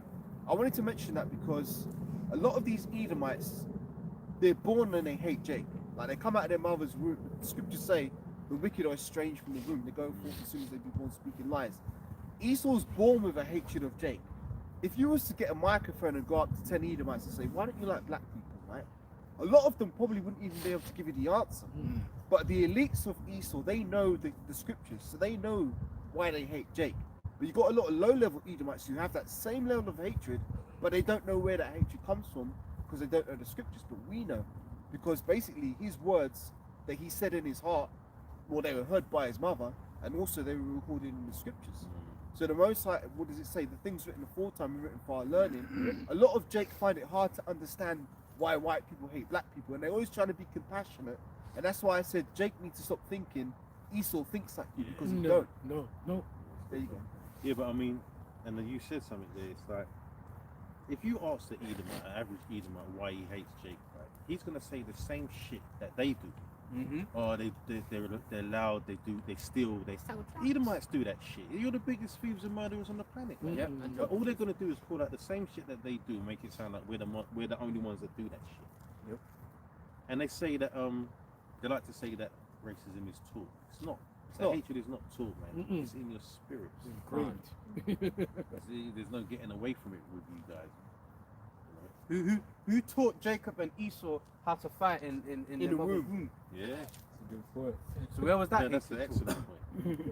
You know what I mean? And from that point in time, there was at it, man. You know. Let's get this precept. I want your point. I want your point on because Esau was really doing what they tried to do back in Egypt as well. When Pharaoh said he tried to pretty much have a thinning, you know, of Israel, you know, with no children. I could read that as well, but Esau's trying to do it again, you know, with the V. Because I think one of the effects, not that I know, but Exactly, but not just the V though. Yeah. Remember they got the Planned Parenthood and all that stuff. Yeah. There's all the you know, Plan B, Okay. all that shit that's geared towards to diminish our numbers, man. But yeah, I think there was actually a series as well. I forgot the series, either Utopia or something like that, where people took the V. It was actually going towards that I saw that. sterilization. For the Which version did you watch? I haven't watched it. I saw a clip. Nah, if you're gonna watch it, I urge brothers you can find to watch this shit. Don't watch the American version because they dumb it down. Watch the English version. It's much better. But you gotta watch that show. It's deep. It's deep, man. It's old. It's old. It's 50 years old. It's a series.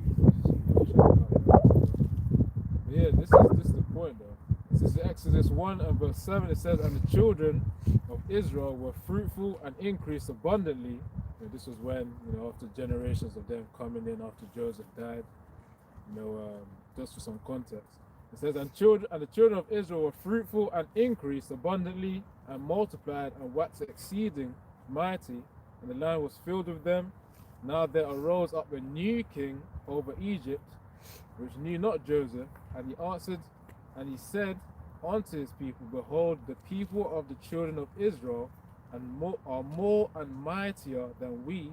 Come, let us deal wisely with them, lest they multiply, and it come to pass that when there falleth out any war, they join also unto our enemies and fight against us, and so get them up out of the land. So the same way, these obviously back in the day, the Hamites, being as the Egyptians, that's the same reason that Esau has towards Jacob as well. That's why at the time of 2020, 2021, 2022, God knows some news where certain, but in the major news outlets where I think Joe Biden was saying, that the Hispanics, the Negroes, Latinos, specifically those ones, to go and get the V, they're pushing for them to get, because of course they also, that wiser than Daniel, they have a way of targeting certain groups of people, specifically Israelites, and then having no effect on their own kind as well. But that's some advanced. That's Esau's advanced stuff. We don't have the same genetics as them. No. Come on, man. We're of the Most High, man. How can we? And that point as well. Why do you think that we're going to have the other planets, man? Those many mansions, because we're going to be just going to keep multiplying. You know what I mean? Just all day, every day. You know what I mean? Except the Sabbath, of course. Yeah. You know what I mean? We're going to be putting it in, man. We're getting it in. Let's get this one. This is Proverbs 4 and 18. But the path of the just is as the shining light that shineth more and more unto the perfect day. The way of the wicked is as darkness, they know not at what they stumble. Yeah, so, really and truly, they think that they're, with all their plots and schemes, they know what they're doing, but they really don't. They know some insights of the scriptures, that's why they do what they're doing, but they don't know enough to stop anything. They can't be stopped. But that's the pride in them. It's all everything that they're doing now is just for their own destruction. That's all it is. So the Most High can turn around and say, "Well, you did this, man," and he's going to turn around and say, "Well, you made us this way. Well, so what? So what? You were made. Is it right? You can't question why you was made. You was made, man." That's a nice point. Well, that one. No, I mean you can't turn around to the potter and say, "Oh, well, you made me this way." But no, I made you. I wanted to make you, and that's it, man. Shut the fuck up and just take your punishment. What's coming? Even in simple terms, right? When you make a sandwich, right? You're not going to make it horrible, innit? Yeah. So I'm going to make a sandwich. Make it the way you want to eat it, and lick your fingers. That's it. The sandwich can't tell you. Yeah. You can't. Well, you mean this? Yeah. I mean, anyway, brothers, we got any more? No? Alright. Let's close out, man. We give all praises, honor, and glory to Yahweh. Always double honors to the apostles and elder bishops of Great Millstone, who will well peace, blessings, and salutations to the hopeful elect. Until next week, Shalom. Shalom. That's the last one of 25, right? Last candle. Yeah.